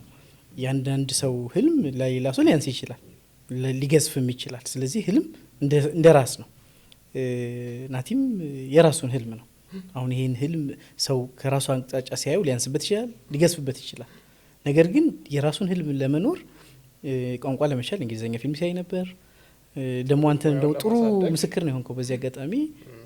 እኔ በቪዲዮ ብቻ መስሎኝ ነበር። እንደዚህ በግል ለግል ኮንቨርሴሽኖች ደግሞ ካንተ ጋም ይሄን አውርታችሁ የምታውቁ ከነበር በእርግጥም ውስጡ የነበረው ፍላጎት በጣም ብዙ እንደነበር የሚያሳይ ነው። ግን ፍላጎት ብቻ በቂ አይደለም፣ መሞከር አለበት፣ መወደቅ አለበት፣ መገፋት አለበት። እነዚህ ነገሮች ናቸው ነገ ተሰብስበው እንደው ታሪክም ሲወራ እኮ ያምራል። ወድቄ ነበር ተገፍቼ ነበር እኮ ካለፈ ያምራል። እዛው ከቀረን ነው ታሪክ ሳይሆን ለሰውም ሳይተላለፍ የሚቀረው። ስለዚህ ናቲ ይሄን ሞክሯል። በቀጣይ ኢትዮጵያ እኮ ገና ብዙ የምትጎበኝ ሀገር ነች። ብዙ ሰዎች ይመጣሉ። ግን ናቲ ምንድነው መጨረሻ ላይ በዚህ ፕሮፌሽን መሆን የሚፈልገው? እኔ ያው ኢንተርናሽናል ባርበር መሆን አሜሪካ ድረስ ሊሄድ እችላለሁ፣ እሞክራለሁ። እንግዲህ እግዚአብሔር ነው የሚያሳካው። ግን ያንን ሙከራ ሞክረዋለሁ። አሁን ቤት ለቤት የመስራት እንትን አለ እቅድ አለኝና ቤት ለቤቱን ስጀምረው እሱ ወደዛ የሚገፋኝ ይመስለኛል። ምክንያቱም እዚህ ትልልቅ ከውጭ የሚመጡ ራፐሮች ይመጣሉ፣ ኳስ ተጫዋቾች ይመጣሉ ምናምን። ሰሞኑንም ታስተዋውቅ አይቻል ቪዲዮ ሁላ እየሰራው ነው አሁን ሶ ደግሞ ይሄ ልጅ ቆይ ናቲ ይቅርታ አድርግልኝ እንደምን አሉ አንድ ቪዲዮ ይሄ ልጅ ደግሞ ይኸውልህ አሁንም ላይ ያው ሊመጣ ነው ሲገፈተር ሊውል ነው ሲላየሁኝና ለነዚህስ ምላሽ ምንድነው? እኔ አልሰማም። ይሄ መጥፎ ኮሜንት ምናምን እንትን የሚሉትን ምንም ነው እንትን ማልሰጣቸው። ኢቭን በአካልም እኮ ሰዎች ይሉኛል። አሁን ሰሞኑን መውጣት ስጀምር ሰዎች ምናምን እንዴ ከቤት ትወጣለህ አታፍርም ምናምን አይነት ነገር ምናምን ሰማው ምናምን ነገር። ለምንድን ነው የማፍረው? ምን ስላረኩ ነው የማፍረው? በጭራሽ ምንም ነገር ነው የማይሰማኝ ባደረኩት ነገር እኔ እኮራለሁኝ። የሆነ ጊዜ ይሄ ታሪክ እንደሚሆን አውቀዋለሁ። ትልቅ ደረጃ ላይ ስደርስ ምናምን እነዚህ ቪዲዮዎች እንደውም ለእኔ በደንብ መዝናኛዬ ነው የሚሆኑት፣ ትልቅ ማስረጃዬ ነው የሚሆኑት። ለህልሜ ነው እንጂ የታገልኩት የሚያሳፍረኝ ነገር ስላደረግኩ። እንደውም ብዙ የሚያሳፍር ነገር ያደረጉ አሉ። የሚያሳፍረው ኑሮ ተሳክቶልኝ ምናምን ጸጉሩን ሰርቸው $500 ብጠይቀው በጣም የኔን ስግብግብነት ነው የሚያሳየው። እኔ በነጻ ሁላ ለመስራት ነበር ሀሳቤ። ይህን ሁሉ ሳደርግ እኮ እኔ ስራ መስራት የነበረብኝ ስራዬን ትቼ ሁላ ነው ወደ ሜክሲኮ ወደዛ ሲዞር የነበረው። ሶ የሚያሳፍረኝን ነገር ስላደረግኩ ከቤት ለመውጣት የሚያሸማቀኝ ነገር የለም። ሰዎች ግን የሚፈልጉት እንደዛ ነው። በቃ ይሄ ማዕበል እስከሚያልፍ ምናምን ድረስ ቤቴ እንድቀመጥ እንዳለቅስ ምናምን አይነት ነገር ነው መሰል ሰው የሚጠብቀው። እኔ ደግሞ በጭራሽ አፍርም ትወጣለህ ምናምን ነገር ይላሉ። አንዳንዶች ደግሞ ፈገግ ይላሉ ሲያዩኝ። እሱ ሳቁ በቃ የሆነ ጊዜ ስላለው የሚያልፍበት ይሳቁ፣ ምንም ቅሬታ የለኝም። ስለዚህ ለመጥፎ ኮሜንቶች ምናምን ምንም ቦታ አልሰጣቸውም በጭራሽ። እዚች ጋር ያዛት። አሁን መስሚያው ድፍን ነው ወይ ኤምዲ ነው ብለን እንያዝ። አሁን እሱ ግን ብዙዎች ደግሞ እንዲተሰብረው የቀሩ ሰዎች አለ። በኮሜንት ሽሽት በብዙ ሀሳብ አይቻልም፣ አይሆንም፣ እረፍ፣ ቁጭ በል፣ ተሳስተሃል፣ አጥፍተሃል፣ አንተ ባለጌ፣ አንተ በቃ ኔጌቲቭ እንትኖች ብዙዎችን አጥፍተውብናል። አቅም ያላቸው ልጆች አክሽፎብናል። እውነት ነው። ይሄንን ጥንካሬ ከየት አመጣኸው? ይሄንን መስሚያ ድፍን እንዲሆን ያደረገ ነገር ምንድን ነው? አንደኛ በቃ ይሄ ለምፈልገው ነገር ወደ ኋላ የሚጎተኝ ነገር ከድሮም አልሰማም ነበር። አሁን ደግሞ በደንብ ፓወርፉል እንደሆነ የሚያደርገኝ አዶናይ ነው ማለት ከጎኔ ስላለ ምናምን እሱ ስለሚመክረኝ በቃ እሱ በደንብ ጥንካሬ ሰጥቶኛል። እሱ ከኔ የበለጡ ብዙ ቻለንጆችን ስላለፋቸው እኔ ደግሞ ይሄ በጣም ቀላሉ ነገር ነው ብዬ አስባለሁ። እና ከዚህ በኋላም የሚመጡ ፈተናዎች ይኖራሉ ምናምን ለዛ እንድጠነክር የሚያደርገኝ ከሚያደርጉኝ ሰዎች አንዱ አዶናይ ነው። እና ለዛ ነው ይሄን ጥንካሬ ያገኘሁት። ምናልባት ያው የናቲ ጥንካሬ የመጣው በህይወቱ ብዙ ነገር አድርጓል። አሁን ደግሞ በቅርቡ ያሉትም ሰዎች እያበረቱት እያጠነከሩት ከዚህ የተሻለ ቦታ እንዲደርስ ያደርጉታል ብዬ አምናለሁ። ሁልጊዜ የጥንቃቄ ትልቅ ቦታ የመድረስ ምኞት በቂ አይደለም። ብዙ መልፋት፣ ብዙ መውደቅ፣ ብዙ መነሳት አለው። ቅድም እንዳልኩትኝ ብዙ መልፋትና ብዙ መውደቅ ሲባል ግን የተሳሳተ ቦታ ላይ የሚሞክር ሰው ምኞቱ ላይ አይደርስም። ሙከራችን ትክክል መሆን አለበት። ትክክል ደግሞ እንደሚታወቀው ከቆምንበት አንግል ነው። ብዙ ጊዜ የሰዎችን ህይወት ስናየው እንደ 6 እና እንደ 9 ነው። ከዛ በኩል ሆነ ብታየው 9 ይመስላል፣ ከዚህ ሆነ ስታየው 6 ይመስላል። ትክክል ከቆምንበት አንግል ነው። ነገር ግን ውጤታማ ለመሆን በጣም ብዙ ሰዎች ተሞክሯቸውን ልክ እንደዚህ እያወጡ የወደቁበትን እያስተካከሉ ወደፊት መጓዝ ይኖርባቸዋል ብዬ አምናለሁ። አሪፍ። ምናልባት እንግዲህ በናቲ የህይወት ጉዞ ውስጥ መራሩንም ከባዱንም ተስፋ አስቆራጩንም አድካሚውንም የህይወት ጉዞዎች ፈትሸናል። ጣፋጯን፣ ስኬቷን እና ፎቶ ሰልፊ እንነሷን ብቻ ሳይሆን ከዛ በፊት የተደከሙ ሂደቶች አሉና በዚህ አጋጣሚ ናቲ ዘመኑን በአግባቡ ተጠቅሟል። ዘመኑ የፈጠረለትን ቴክኖሎጂ አይደለ? ዩቲዩብ ላይ ጸጉር ሙያውን ሲያሳድግ ነበር። ዩቲዩብ ላይ ሰዎች ጋር ቻት ሲያደርግ በሙያውን ኑ እንዲህ መስራት ይችላለሁ ብሎ ሲያስተዋውቅ ነበር። ስለዚህ የዘመኑን እድል በአግባቡ ተጠቅመዋል ብዬ አስባለሁ። እንደው ለወጣቶች ህልም፣ ፍላጎት፣ ሙያ ላላቸው በተለይ ይሄን ቴክኖሎጂን በደንብ በመጠቀም በሶሻል ሚዲያውን በደንብ ራስን በማስተዋወቅ ፍላጎት አላቸው ሊጀምሩ ይሞክራሉ አይ ያሉ ላሉ ልጆች ምን ትመክራቸዋለህ? እኔ ደፈር ብለው ይጀምሩ ነው የምለው። ስፔሻሊ ቲክቶክ ማለት ነው። በቃ ወደፊት ካሉበት ስራ ወደ ስራ ያስተዋውቁበታል። አሁን ለማስታወቂያ የሚከፈሉ ብር በጣም ቀላል አይደለም። በጣም ብዙ ብር ነው፣ በሚሊዮን እየተከፈለ ነው።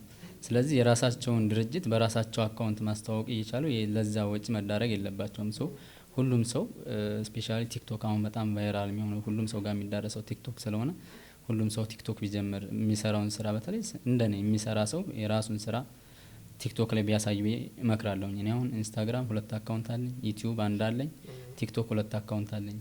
ቲክቶክ አንዱ አካውንት አሁን 6 ወር ምናምን ቢሆነው እንደውም ትንሹ አካውንቴ አሁን ግን ትልቅ ሆኗል። 300 ምናምን ሺህ የገባው ጀስት ፋኒ ነገሮችንም ላይፍ ስታይልም ብዙ አይነት ኮንተንት ፖስት ስለማድረግበት ሁሉም ቪዲዮ ቫይራል ስለሆነ ምናምን በአንዴ በ6 ወር ምናምን ውስጥ 320 ሺህ ደርሻለሁ። ይሄኛው ወደ 4 አመት ሊሆነው ነው። ትልቁ አካውንቴ ስራዬን ብቻ ማሳይበት። ያው የስራ ብቻ ሲሆን የሚታየው ቪዲዮ ብዙ ሰው ፎሎ አያደርግም፣ ሌላ ነገር ይፈልጋል ምናምንና ግን ሁሉም ሰው ሚዲያ ላይ ቢመጣ የራሱን ለገበያ ቢያቀርብ ውጤታማ ይሆናል ብዬ አስባለሁ። እሱ ደፈር ብሎ ሁሉም ሰው ቲክቶክ ይጀምር፣ በተለይ ቲክቶክ ከዛ ሲገባው ወደ ኢንስታግራም ይመጣል። ይለያያል። አሁን ኢንስታግራም ላይ የማገኘው ትርፍና ቲክቶክ ላይ ያለው ይለያያል። ቲክቶክ ኢንስታግራም ላይ በጣም እኔ የምፈልገው አይነት ሰው ነው እያገኙ ያለሁት። ኢንተርናሽናል ሰዎች ምናምን ይገኛሉና ቅርብ ጊዜ ነው ኢንስታግራም 4 ወር 5 ወር ነው የጀመርኩት። 2 አካውንት አለኝ። 10,000 እየገባ ነው ሁሉም በጣም አሪፍ ነው። ስለዚህ ሚዲያ ለኔ በጣም አሪፍ ነው። ወደ የምፈልገው ስኬት ያደርሰኛል ብዬ የማስበው ሚዲያ ነው። እኔ ሶሻል ሚዲያ በጣም አሪፍ የዘመኑን እንግዲህ ፓወር እያየን ነው። በ26 አመቱ ትልልቅ ህልሞችን ሰንቆ እስካሁን የመጣበትን የህይወት ጉዞን አጋርቶናል። ያው መራሩንም ጣፋጩንም ለማየት ሞክረናል። አያይዘን ግን በመጨረሻ እኔም የማመሰግነው ሰው አለኝ የሚል ሀሳብ አለን እና ምናልባት ናቲ እዚህ ቦታ ላይ አሁን ለመድረስህ የምታመሰግነው 2 ሰዎች ካሉ ናቲ የሚያመሰግናቸው 2 ሰዎች ማንም አላቸው? አይቻልም። ብዙ ሰው ነው ማመስገን የምፈልገው። 2 ሰው ነው እኛ የምንሰጠው። የለንም ስለማያዋጣን ነው። አይ ከባድ ነው መናገር። ምክንያቱም በቃ አንድ ሰው እናርግልህ። በቃ አንድ ሰው እናርግልህ። አንድ ይቀድላል ከ2 ባጠይቁኝ አሪፍ ነበር። ችግር የለውም። ይሄ መቅረት ይችላል። ዋናው ዓላማው ምንድነው? ያው ይሄ ቲኤች ፖድካስት የራሱ የሆነ የምስጋና ፕሮግራም ስላለው እነዚህን ሰብስበን መጨረሻ ላይ ብዙ ሰዎች የሚያመሰግኗቸውን ሰዎች እንሰራባቸዋለን። ስለዚህ ምናልባት ካለ የምትለው አንድ ሰው ካለ መብት ነው። ከሌለህ ግን ክላይንት ጌታን አጠቃላይ ነው ማመስገን እንፈልግ ይቻላል። ጸጉራችሁን አምናችሁ ጭንቅላታችሁን ለኔ ሰጣችሁ ማለት ይቻላል። ሰው ማመስገን እንፈልገው ኤኒ ክላይንቶች ደንበኞቼ እነሱን ነው። ስፔሻሊ በማንኛውም ታይም ስታመም ምን ስልም ጠብቀው ወይን ለሚጠብቁኝ ታማኝ ደንበኞቼ በጣም ነው ማመሰግነው እነሱን። እንግዲህ በአዳዲስ ኮንቴንቶችም እየመጣ ነው። ራስ ናቲ ቤተሰብ ሆኑት፣ ተወዳጁት። እንግዲህ አሁን የደረሰበት ህልሙ ላይ ብዙ ዋጋዎችን ከፍሏል፣ አሳይቶናል። ያቺን ተወዳጇን ተናፋቂው እኛ ሁሌ የምናስባት ጥር 5 አይደለም ፈገግ የምንልባት በዛው ልክ እንደ ሀገር ብዙ ነገሮች የተዋወቁባት ድንቅ እለት ናት። አይሾው ስፒድ እንግዲህ ከተጸጸተባቸው ባልሄድኩኝ በቆየው ብሎ እንግዲህ ካነሳቸው ውብ ቀኖች ውስጥ አንዷ ጥር 5 ናት። እንደ ሀገር ብዙ ነገሮችን ያየንበት እለት ነው። ከልብ አመስግነናል። በዚህ እለት ላይ ውብ እንዲሆን ቀኑ ያማረ እንዲሆን ቅን የሆኑ ሰዎች በዛውም ቅንቅን ያሉ ሰዎች አሉ። ቅኖቹን አመስግነናል። ቅንቅኖቹም ወደ ቅኖቹ ስለሚሄዱ እንዲሁ እነሱንም ለማመስገን እንወዳለን። እዚህ የሀገር በልዩ መልክ እንድትታይ የሚያስጎበኙትን ጨምሮ ጊፍት የሰጡትን ጸጥታ አካላት በደንብ ያማረ መንግስት የቱሪዝምን ከማስተዋወቅ አንጻር ትልቅ ስራ ነው የተሰራው። ወጣቶቹ ቲክቶከሮቹ እንዲህ ድምቅ ሙያቸውን ለማስተዋወቅ የሄዱበት ፍላጎታቸውን ለመሸጥ የሄዱበት ርቀት እንደ ቲኤች ፖድካስት በጣም የምናበረታታው ነው። በቀጣይ ብዙ ሰዎች ደግሞ እንደሚመጡ ወደ ሀገራችን ተስፋ እናደርጋለን። ጣፋጭ የሆነ ቆይታ እንደነበረንም እናምናለን። ራስ ናቲ እዚህ ስቱዲዮ በጣም አሪፍ ቆይታ አድርገናል። ቴንኪው በድጋሚ እኔም አክብራችሁ ስለጠራችሁኝ በጣም ነው የማመሰግነው። ቆይታችን እንዴት ነበር? አንደኛ ጸደይ ነበር። ከአስር ስጠው እስኪ። 10 ፕላስ እናመሰግናለን። እሺ ከልብ እናመሰግናለን። ቲኤች ፖድካስትን ሰብስክራይብ ማድረግ ትችላላችሁ። ቤተሰብ እንሁን። ይቀራል ሁሉም አልቋል። የራስ ናቲ ፕሮግራም ግን በዩቲዩብ ላይ ይጫንላችኋል። እየገቡ እያዩ እየተወዳጁ ሊጠብቁን። በቀጣይ ደግሞ ሌሎች እንግዶችን ይዘን እስከምንመጣ እንጋብዛለን። በጣም አሪፍ ጣፋጭ ዩቲዩብ ላይ ጠብቁት ቲኤች ፖድካስትን። እናመሰግናለን። ዳይሬክተራችን ፒቲያስ ከልብ እናመሰግናለን። ቴንክ ዩ ሶ ማች።